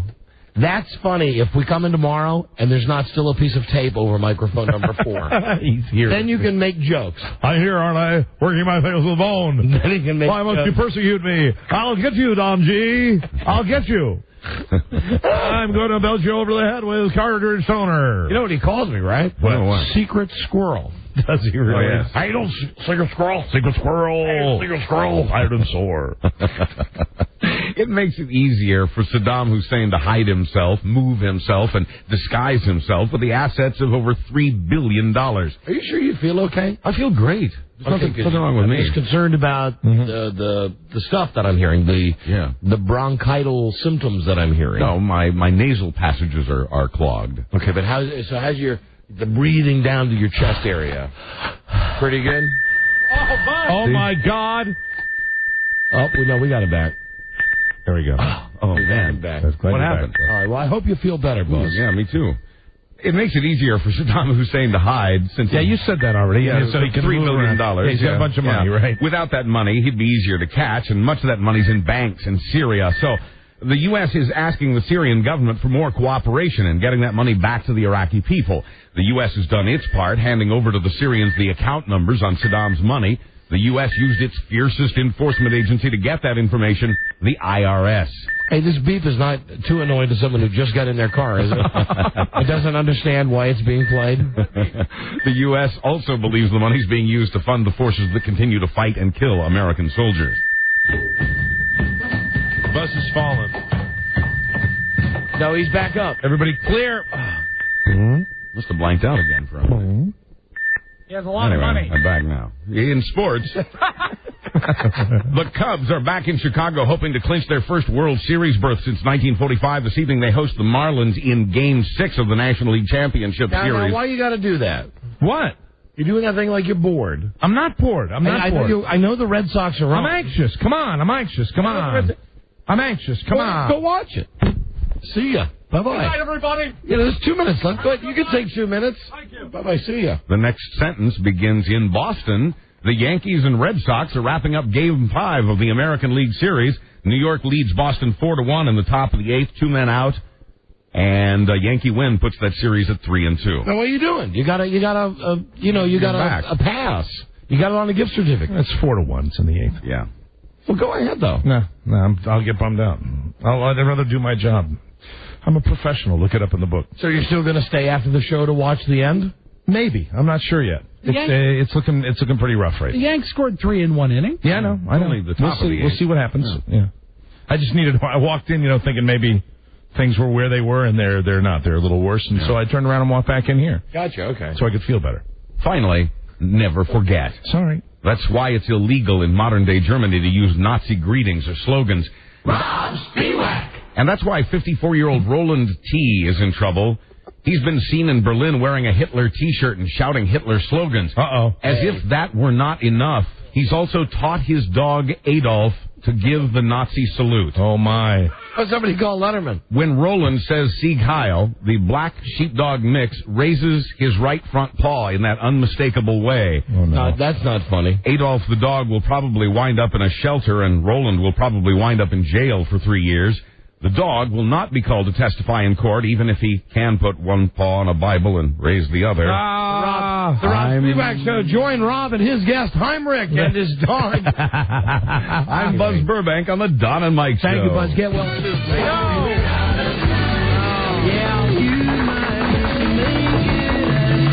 Gotta go. See you tomorrow with a new episode, and we'll give away the Matrix trip to Los Angeles for the Matrix Unzipped. All right. Buzz, you just squeezed another one in. Yes, I did. Yeah. Why don't you just leave the microphone open when you do that? When you... There he goes. God, that's gross. Getting bloodier, too. I see that. Oh. I see that. Thank you. I'm fine.